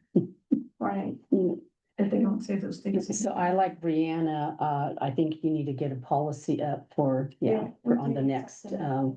that way you could present it on our next meeting. Sandy, Okay, for Yeah. example, like we have our handbook, they should also have some type of. Yes. Have a handbook. that's good, They that's do. good. Oh, they do, they Yeah, have a hand, okay. yeah, in fact, Devin was giving me crap about stuff. I said, have you looked at your policy? And da, da, da, da. And, well, it's not in there. Brianna opened it up and goes, here it is. Nice. And he's like, oh. You couldn't say anything. Yeah, And I was like, did you not read your book? I mean, I made sure right off the bat to make sure Yeah. that young man had policies because. He's a go-getter. He just is young and he doesn't understand sometimes how to present himself, I think, better. I think as he gets older, he'll probably be better, hopefully. He's young. I'm trying really hard. I do have a minor in sociology, and like I said, knowing what he has gone through in his life, I have been trying to give him forgiveness. Really have been trying to give him forgiveness, but Mm, my first note back to him, you know, I so much wanted to say, and I know I can't do it as his boss, I can't do it, you know, but I want to say, you know, if you're gonna be a punk kid, my answer is gonna be because I said so, because that's all you deserve. Because you're acting like a punk kid and you're not giving me the respect, so guess what? It's because I said so. You know, I'm not gonna give you the reasoning or anything else because it's obviously not sitting in. wow. But anyhow, can't. You bit your tongue. I bit my tongue and I can't I held it in. talk like that, so, you know, No is a full sentence. yeah. It's not my case, no, Yeah, and not changing it. yeah. Okay, let's go back to, order. Yes. Resolution 2026-01, review and possible action.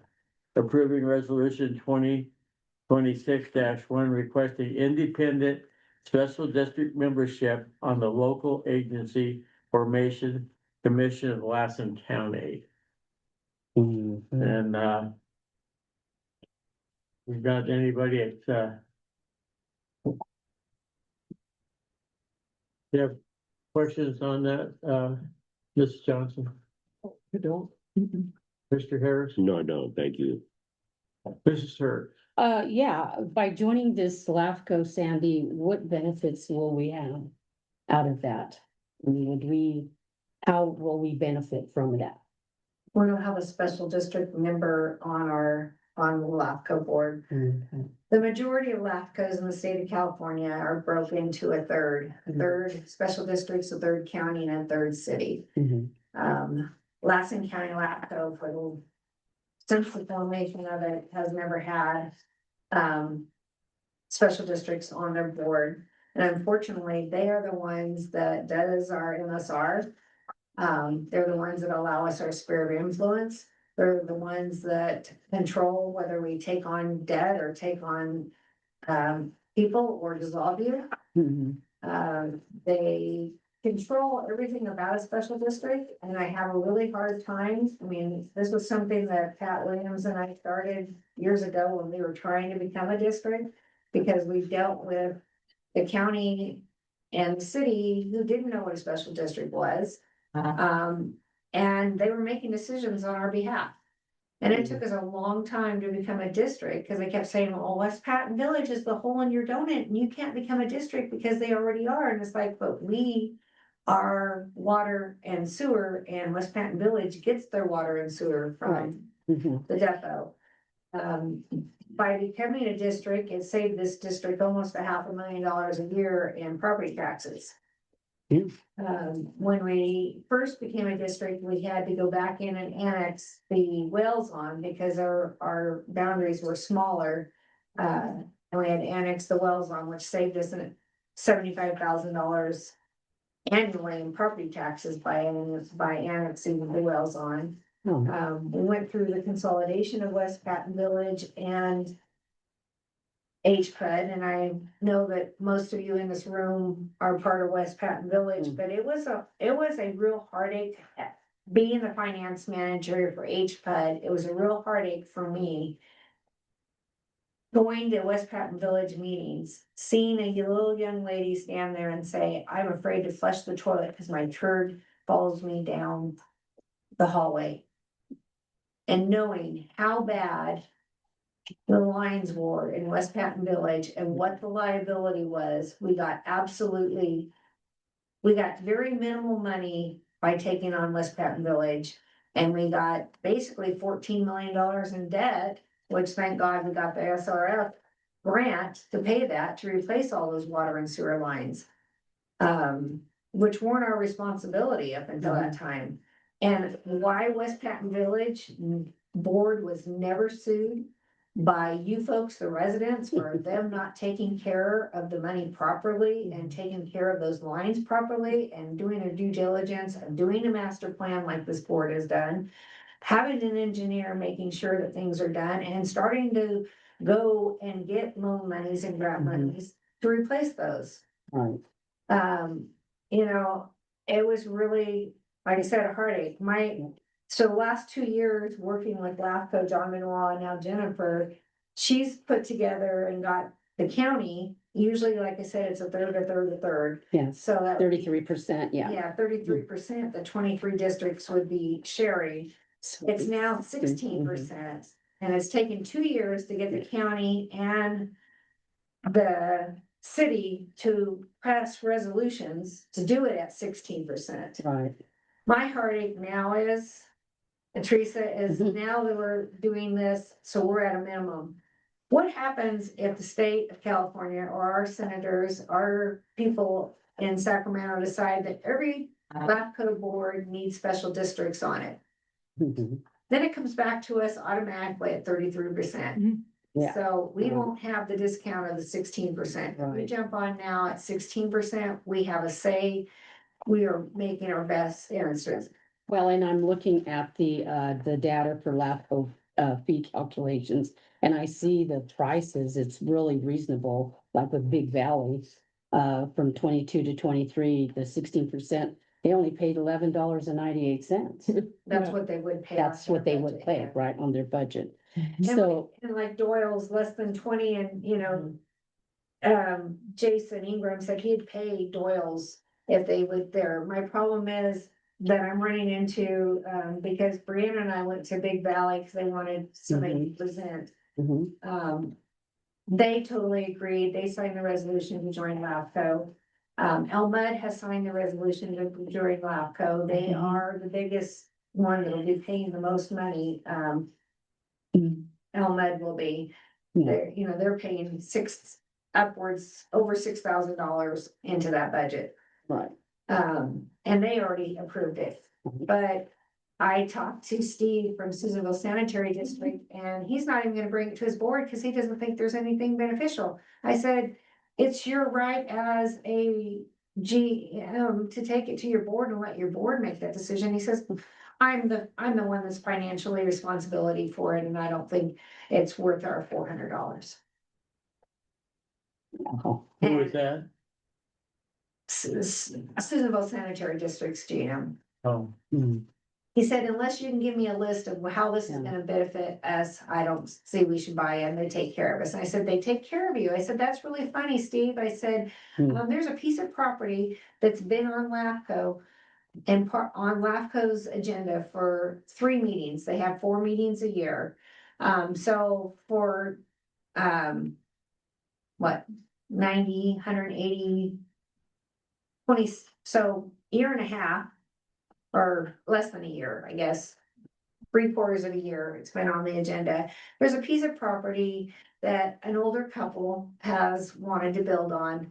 And I guess both the city water and Susanville Center District's line runs right past it. All their neighbors are part of it. But that piece of property isn't annexed into the city and isn't part of Susanville Sanitary District's boundaries. So they came to LAFCO and pleaded that, hey, Carrick was there and he said, I've got everything ready to build this house, but we have no water and sewer, but everybody around us has water and sewer. And so it sounds like that instead of passing, I mean, according to Steve, I'm gonna ask Jennifer to clarify that. Normally, if you're gonna annex on, you're talking about like $5,000 to annex anything Wow. for Yeah. LAFCO. You know, you're paying for them to do the paperwork, right? Right. The city and Susanville Sanitary District passed that on to the individual homeowner. So the individual homeowner has had to pay that to build their house so that they can be part of it. Which is still cheaper than a well and a sewer, but still, most of the time, the districts have to pay that, Yeah. to annex that on. I said, so that didn't affect you guys at all? And he said, "Oh, no, the homeowner was paying for it. We didn't have to. It's one more customer for us." I'm like, Well, and I was looking at the revenues too. The revenue's great on some of this. What they get with, you know, like Big Valley. this is all their Yeah. annual budget. And of course, this is year 22 to 23, correct? Yep. So, yeah, so we don't have like from, The biggest thing is we'll have a voice right. at the table, Mhm. you know, to express our views for this special district, where before we've had no voice. Well, and when we started out becoming a PUD, basically had to educate the city and the county Mhm. what we were and why we wanted to do it. Because we weren't, you know, being a Huck and a Huey, we weren't able to get the grants that we've gotten Right, since, yeah. or the loans since, Yeah. which has benefited us. And hopefully having, you know, 222 and a member of the public kind of gives you a better chance on the board if it's Mhm. voting on, things. LAFCO with their MSRs can help or hurt you. You know, if you get a good MSR, it really can play into loans, using that information for loans, because it does a great description of your district. Right. Unfortunately, you know, I think Little Valley right now is having a heck of a time because they're never collected enough money and they're Yeah. hurting. They're kind of been on the LAFCO radar right now. I don't know if it'll pass. You know, I would like our board to pass this resolution, but whether it's gonna take 12 districts. to make Oh, this yeah, happen. right. So in order, yeah, okay, I got it. So I have a handful that have said Mhm. yes right now, Mhm. but I need another handful for it to pass. Mhm. And Jennifer said she was gonna start calling, Jennifer from LAFCO today. She says, I'm gonna start calling board members. Cause she says, what Yeah. I'm finding out is none of these board members are even aware of it. And I said, Oh, because wow. they're not Yeah. passing the information Yeah. on. I mean, I don't try to, hopefully I'm not overwhelming you with as much stuff as I put in here, but when I find stuff like these, you know, I bring it to you guys, let you make the decision. You can always say no. But at least you have the information. I'd rather you have the information than somebody from the public, Patty comes up and says, hey, I heard there was a really good deal, and you find out, well, I shoved it under a desk and didn't tell you about it, you know? Let you guys make the Yeah. decision. So do you know approximately what we will be paying if we join this That's, approximately? so Hurlon PUD are out of pocket, and that, it would be about $400. Yeah. Okay. Yeah. I think we should go for it. What do you think? Sounds like a good perk, Yeah. really. Yeah, I mean, it's only helped us. yes. Hey, Mr. Harris, you got anything on joining LAFCO or not joining LAFCO? No. Mrs. Johnson, I like the other two ladies, I like it. yeah. I'll make a motion that we join LAFCO. And approve $400 towards it, if we have 12 districts that join. So all I need tonight is from you guys to pass resolution 2026-01, which is included in your board packet, and then we'll need to do, I have a motion from Johnny, and then we need a second. And I'll second that. a roll call because it's a resolution. Right. Barbara Lee, Let me write my little initials down here. Okay. So. I can't find it. I know I can. I just found it. All right, Brianna, yay or nay? Yes or no? Okay. Teresa, Yay. Lee, Yes. Eula, Yes.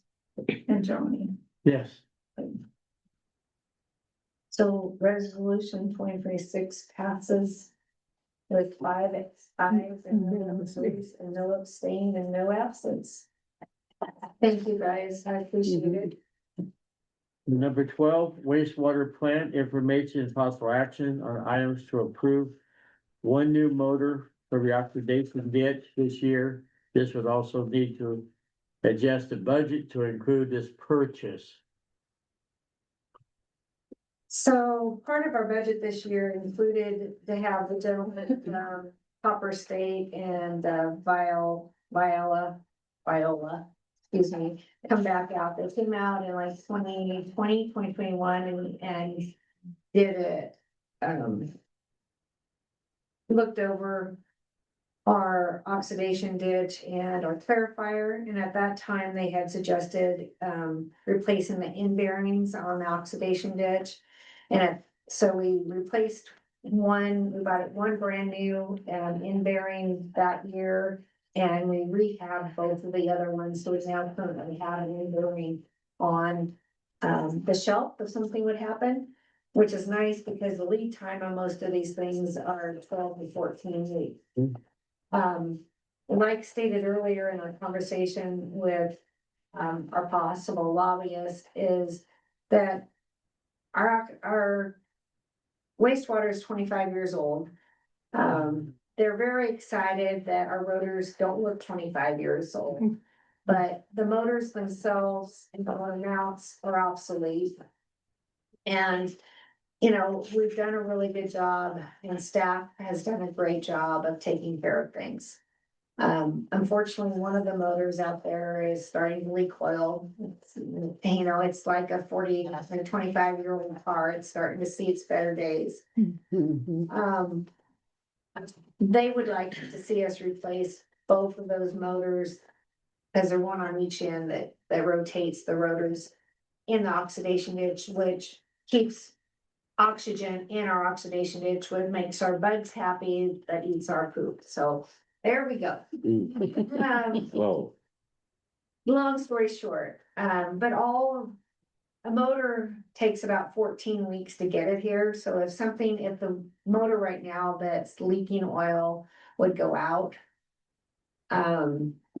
it would be costly to the district. It would cost us more than that $75,000 to keep the district going during that time.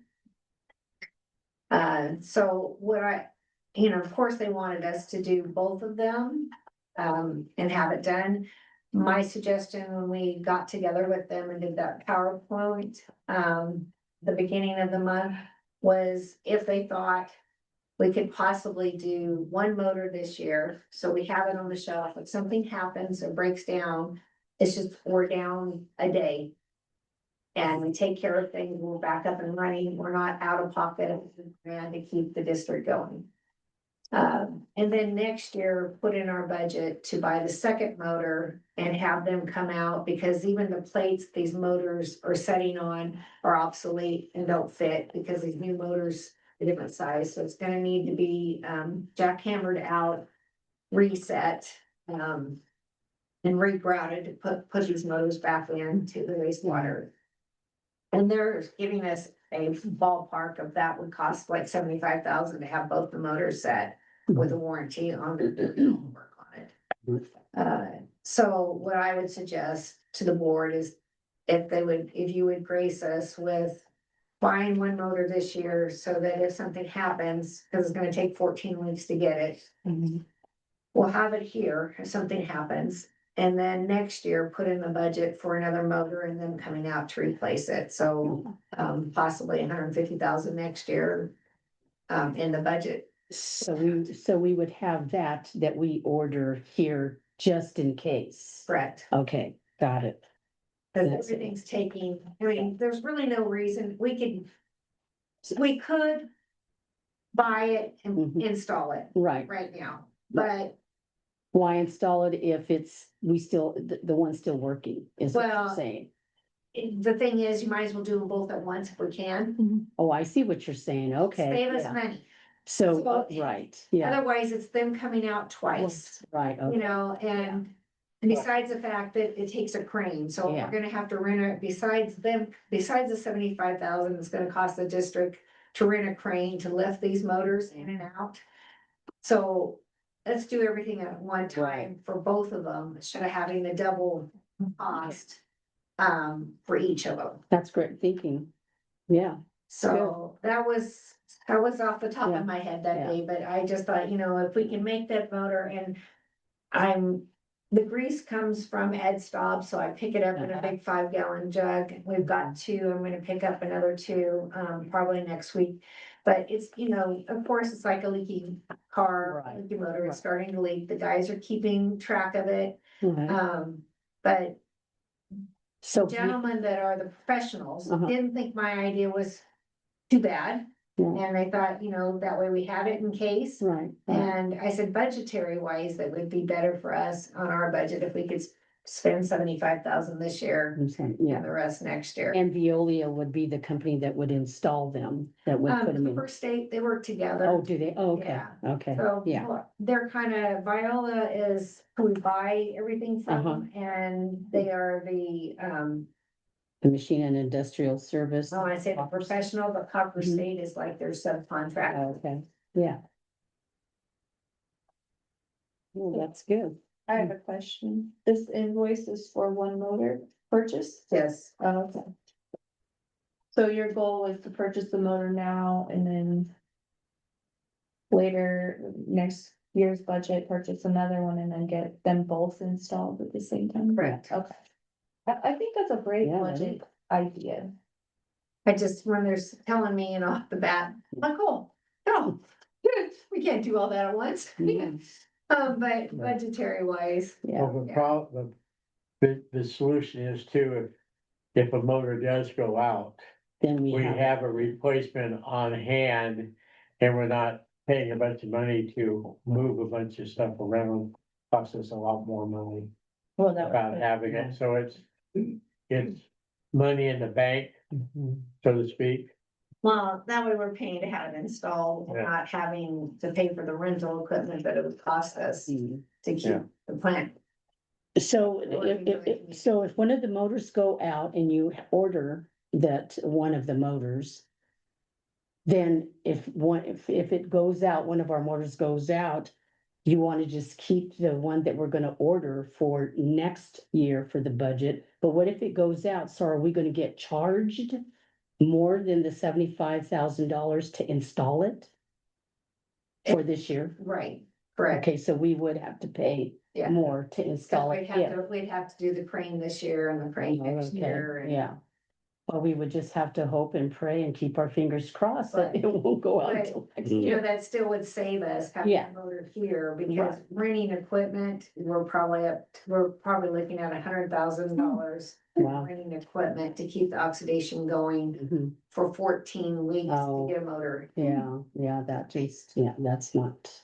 So you might as well invest it in the motor, Mhm. and have it on hand, and then hopefully save money by having them both replaced at the same time, Mhm. Right. so. Brianna, you got any more questions on the motor? No, I think what Danny's doing is a great budget wise Yeah. idea, and to have a motor on hand would be Mhm. sufficient enough to keep us. Tracy, have any more? No. Mr. Harris? No. Ms. Johnson? Oh, good. Have a motion to approve the motor. I make that motion to approve the motor on this budget for this year. And then, for the next year, then we get another one on that budget. I'll second it. All those in favor say aye. Right. Opposed? Carried. Thank you. So I'll be bringing back, I don't know if we'll get a chance to bring back in June, but by July, I'll bring back a new budget that will have the contract that you approved earlier, plus this motor in it Thank you. to revise. Okay, number 13, GM report, updates on November elections. And then we'll do staff anniversary.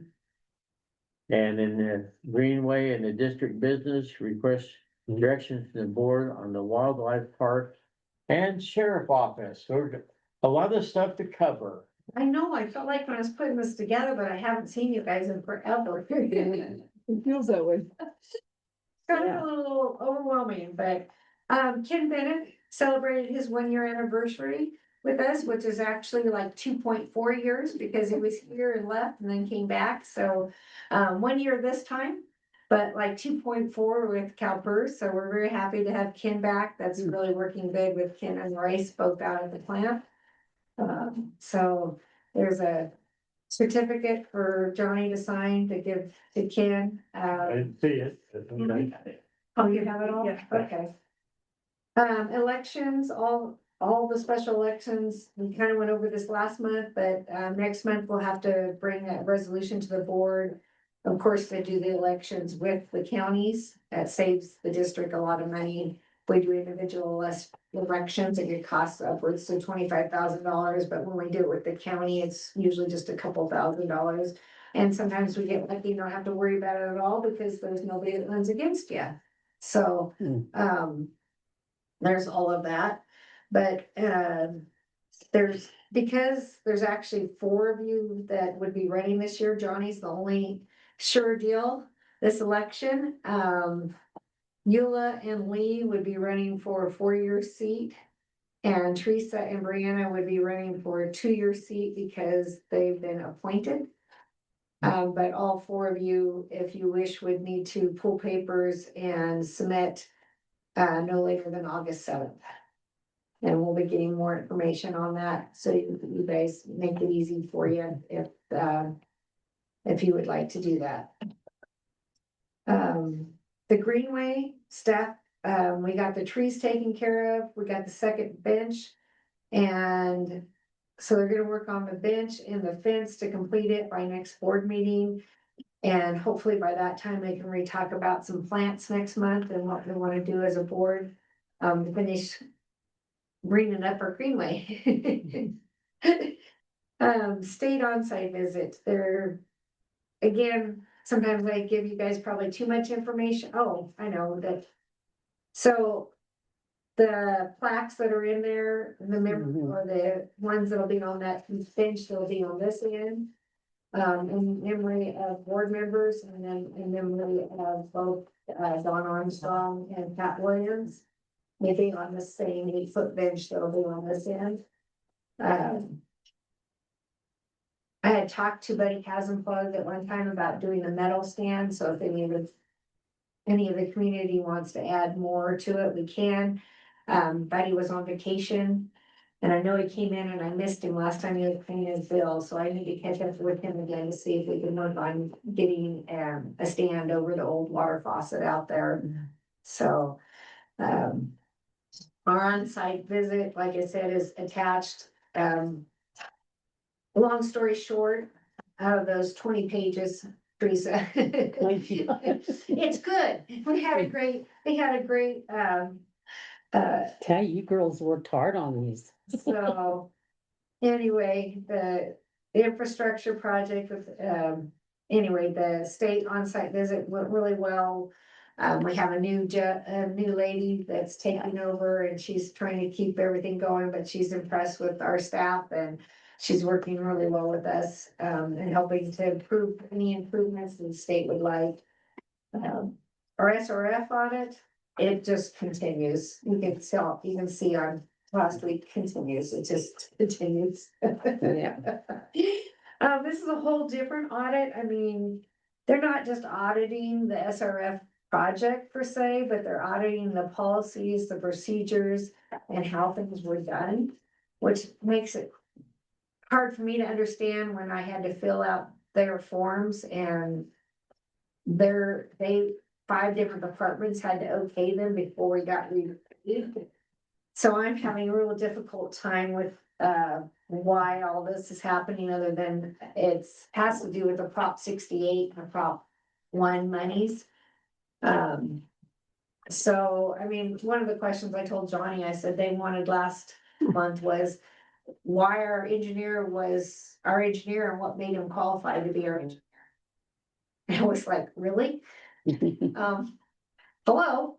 And then just, little things like there was one contract in 2017 with engineers and was part of the switchover with West Patton Village, and here it was all signed by Pat Williams and Paul, but there was no, it said 2017, but no month and date on it. Mm, So I had to find the 2017 minutes that the board had approved that contract. So it's just been crazy things like that, that's been back and forth. I told her that, I was available today and tomorrow. If she had any more questions, so please let me know. So hopefully I can get those all resolved and get that off her plate, cause I've had enough of that one.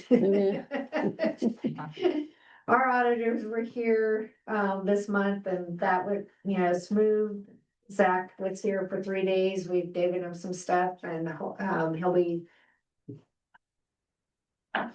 giving you guys the audit report in July. So you guys can ask him questions. Hopefully I'll have a draft maybe next month that you guys can look at, and then, have questions for him in July. The FEMA audit came to hit again too, and it's been closed for 3 years, but I had to add some questions on it, which was crazy. I said last week was my audit week, and as an old auditor, it even was overwhelming for me, so. Sheriff's office, so. Well, let me jump down to 147 Tamarack, because there's just letting you know on that before I ask you guys' advice on that. So 147 Tamarack, actually, I know the board had brought it to, Ms. Turk had brought it to my attention that there was somebody living down there. They actually bought 4 parcels, so it starts like right behind oh, yeah. Leon's house and all the way down. I've gotten with Owen, our engineer, and, he's suggested an 8-inch line going down with a fire hydrant so that we can flush it. We're at a minimum of 4-inch line going down. And they would be responsible for paying for that. Unfortunately, they are so far below our for sewer. Grade. Connect to the sewer. The sewer, our grade, that they would have to put in a lift station, and it would not be agitation for them, Feasible. Yeah. to do that. But they are looking at connecting to our water system, and they're saying possibly for all 4 lots. Yeah. So, they again would pay us, I think it's our $5,200, which would pay for the meter. Each connection would be that. Pay for the meter, but they would be responsible for, just like a housing unit would come in, they would be responsible to pay the contractor to install the 4-inch or 8-inch line. Mhm. Question then. If they've got 4 lots, are they gonna pay for 4 hookups, one to each lot, or is it just one hookup for that way out there where we are? I think right now they're just gonna pay for the one hookup, and if they sell a lot or build on the lot, then it would be up to that Okay. person to pay for. I just wanted that clarification. Yeah. Yeah. Thank you. So, I don't know, about a month ago, the, Starlink came in here and wanted to put a, Hmm. on our building, Hmm. and Brianna said, excuse us, why would you be doing that? We have our own. And, he said, well, I'm here for the sheriff's office, and, they're getting Starlinks at all their places, and Brianna said, well, you need to talk to our GM and the board before you decide to put something on our building. So I did have the sheriffs come visit us I thought Brianna was gonna wet her pants, so we were able to walk in. They asked for her in particular, because she was the one who had talked to the Starling guy. We got kind of comical, but anyway, I said, oh, guys, come on back. But I did, it's really probably wouldn't be a big deal for them to put that on. They said for what they're doing on their computers, and their Wi-Fi and how protected it is. That is what their IT people has suggested. You know, So how much would it be? we wouldn't cost us anything. Oh, it wouldn't. No. It's on our building. I need Oh. permission from the board to put the Starlink on our, because it's not their office. So when they were in here, I said, you know, we've saved you guys for the last 5 years rent. Yeah, I said, I'm sure my board wouldn't mind a Starlink if you could start paying a little rent. I said, even like $200 a month would make us happy. Mhm. And he kind of looked at me and I said, well, all of our funds are designated to our funds. If we were renting this out, that would give us money that we could put back into the community. I mean, even at $200 a month, that's only $2,400 annually. Mhm. But we could use it for field trips, or we could use it, at one time we talked about having a fund for if somebody has a need, needs help paid with their bill or whatever. But it would give us money that we could actually, it wouldn't be tied to a fund. I mean, it's tied to the building, but it wouldn't be tied to a field. Barbecue. a barbecue, there you go. You know, all these things are possible. So, you know, I'm just here to ask your permission to, what you guys would like me to do, whether you would like me, whether you wanna give them permission to put Starlink on the building, and whether I should continue in a negotiation of some kind of rent. Well, if it's not gonna cost the board, you know, the HPUD anything, I don't think there's anything wrong with that. But I do concur with you about asking for rent, cause that would help, you know, like what you said. Well, and from what I'm understanding, they were paying $400 a month for that little place at rundown No. place in Doyle. And they use electricity I was and gonna water, and say, they yeah. have some supplies and So- everything. Why ask for a little bit more? I'll just move. Yeah, Not as much as we would like. There's sometimes it depends on the officer, and it depends on what's going on down here. We had one officer that was here probably 5 nights a week when he was on. No longer, you know, he's got switched around. I think he's up in Westwood now. Mhm. We have a gentleman that I guess is a Westwood alumni, that is now in our area. Doing, and cause he was double checking his keys and his codes to make sure everything was correct. And I said, well, I appreciate that. He goes, well, yeah, I don't want the security to wake you up in the middle of the night. I said, that's me. I said, I can't tell you how many times security calls me at 1 AM and says, do you want me to call the sheriff's out? And I'm like, no, it's probably the sheriff's. yeah. Because that's usually when they're, you know, very seldom do we see them during the day. Yeah, I don't know if there was Starlink here, I would hope that maybe they would come and do some of the reports up here and feel a little more comfortable. They're always welcome to shut the door and be in here, because we really don't use this room but for the conference, or, you know, when we're doing billing, we use it and spread out on the board Yeah. table and stuff, but Mhm. other than that, this room isn't used. So, and yeah, good thinking, Patty. Tell them that toilet paper costs the next Right. one. and y'all have to clean the bathroom up behind Yeah. it. Yeah, that's right. Yeah, They're coffee. Yeah, I have a sign already, because there was a couple of them that would, I don't know if they got calls or what, but they would leave their drinks or whatever in the sink, and I have a sign up that said, we are our own janitors here, please clean up after yourselves. good, good. But I think we've kind of nipped that in the bud, so I just needed some direction on the sheriff's office. Well, I get- Brianna, you have something to say about the sheriff office in the Starlink? I do enjoy the idea of having Starlink here because I think it would increase the safety of our community.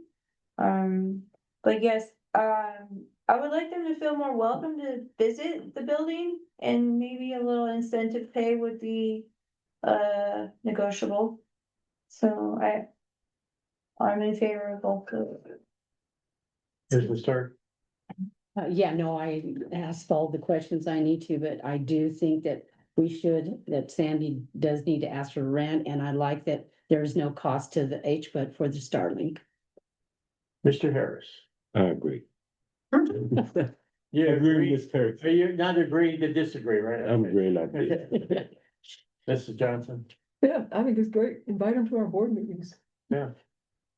We'll learn a little bit. We have had them invited to our Oh, board yeah. meetings and we needed them too, Oh, yes. yeah. in the past. Remember. Hopefully, we never need them again, Mm. yeah, on that level. Mm. Okay. I'll make a motion that I we, just need direction from you. I just agree. I agree with it. Okay. Yeah, I'm just gonna make a motion that we approve them to put Starlink on our building at no cost. And that we ask them if they would pay $200 a month rent starting.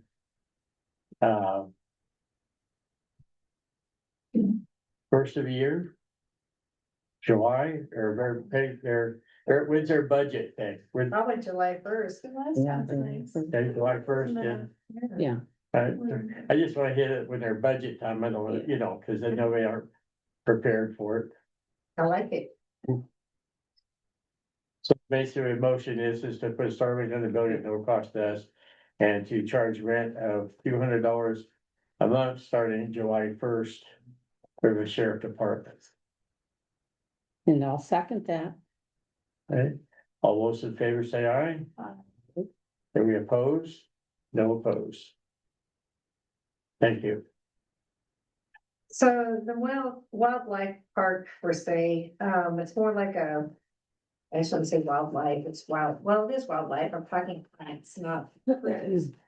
Anyhow, Chief Roca, Al Roca has, been on here several times talking. He originally had gotten property donated behind a plant for a park. They do rescue. He's the certified rescue and what do you call it, rescue and retrieval rescue officer, and he's also a chief firefighter. They've offered to, if they came and joined with us, to train our volunteers. With the park that they're trying to get done, he would be able to also write citations. So hopefully, do some cleanup. That would be good. And, you know, just unfortunately, what they had hoped that they were getting donated to them fell through. And we can't seem to find any acreage out there to do anything. When to purchase it, it really would not be feasible for them to purchase it from us because of Johnny.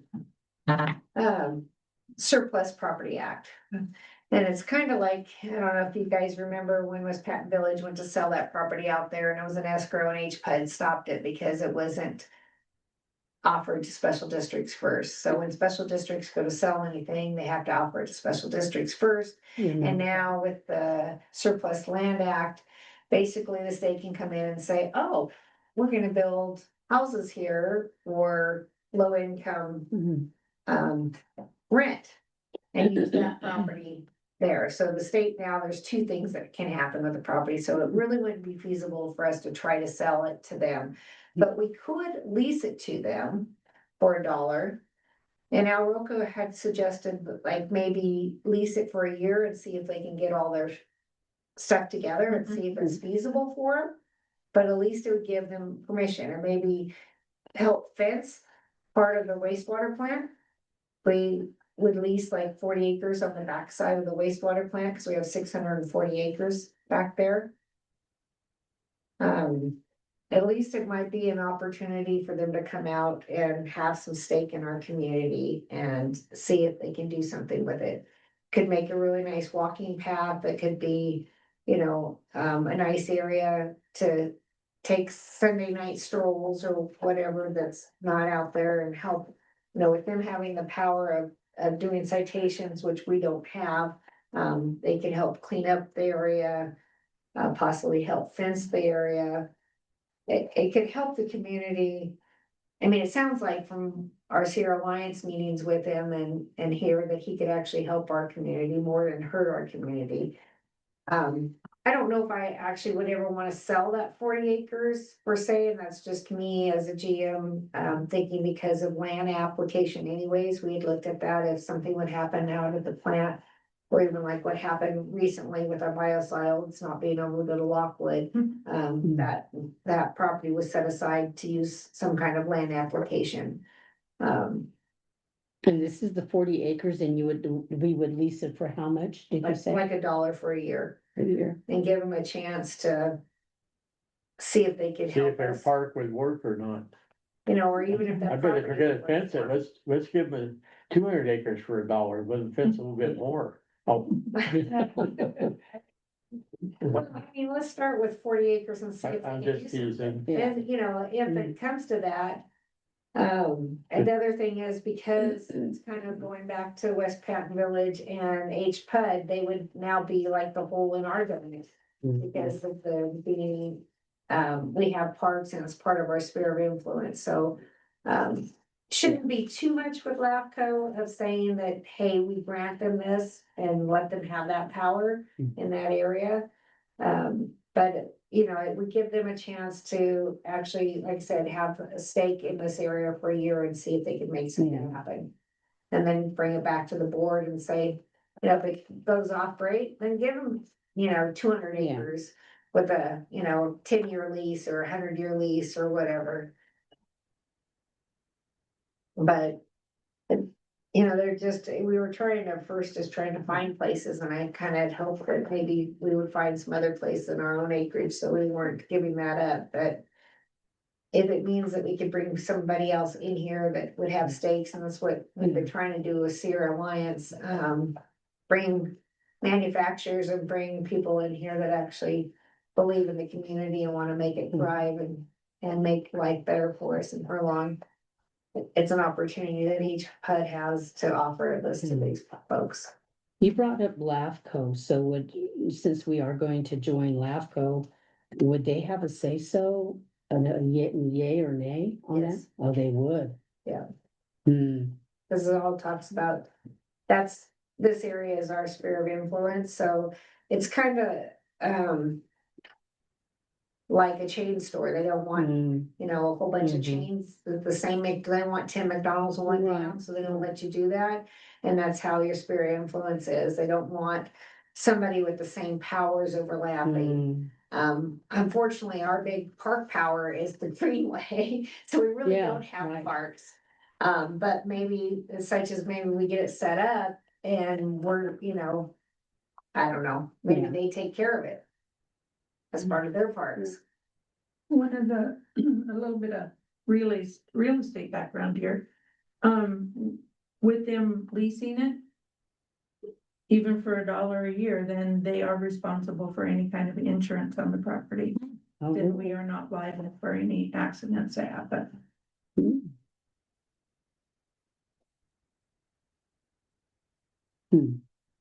Now, but we would still be paying Yeah. the taxes on it though And still. we're a Oh, district, we no longer pay taxes. oh, okay, I did not know that. Only That's Teresa good. has to pay. I did not know that. Well, that's good. That's great. I did not know that. Oh, okay. So we're not losing anything. No. The option is from my perspective, is that we would be gaining. An opportunity for the community to have something out there. If they can make a go of it, Right. maybe make some paths and go out and maybe they'll label different types of flowers and plants and stuff and. And if there's birds in the area, they can put down, have a marker thing for, look for this bird and have a picture of it and stuff. And it'd be good to, you know, take the kids out, adults that wanna go out and bird watch or whatever. All I see is pluses for it, Yeah. and we get $1, okay, so. Well, And hopefully while they're out there, they'll clean up, you know, and if there's presents out there, maybe people won't be dumping. Yeah. Their trash and stuff out there, so it looks like there's more pluses to me. Than there, other than the fact that. Sandy will have to run, it will cost us to. Mark off the 40 acres. Survey it, we already had our whole thing surveyed, I know. So it wouldn't be too much, that's something that I could work with, Chief Roca and with Steve Gross to do a contract between us and maybe let them pay for that 40 acres to be marked off. Yeah, but then, Yeah. if we're gonna let them have it for a year with option. Right? Mhm. And so, but if they were willing to pay for the survey on it, then we wouldn't be out the money. Right. Well, and I like too, the fact that there's a possibility that they can build that fence so we won't have no more dead cows. Well, they're not gonna fence 640 acres. but Well, no, that's why but I'm saying, even the if we 40, get even, yeah. 200, maybe we can get a Even lot the more 40. fencing done. Hey, you never If we know. do I guess the board meeting's over. I guess it must be sprinkling outside, power went out. probably. The default speaker, okay, well, anyway, the other thing that I forgot to put in here is I have, a long weekend vacation, June 4th through the 10th, that I will be out of office. If you need anything, please let me know ahead of time. Or I'll be back on the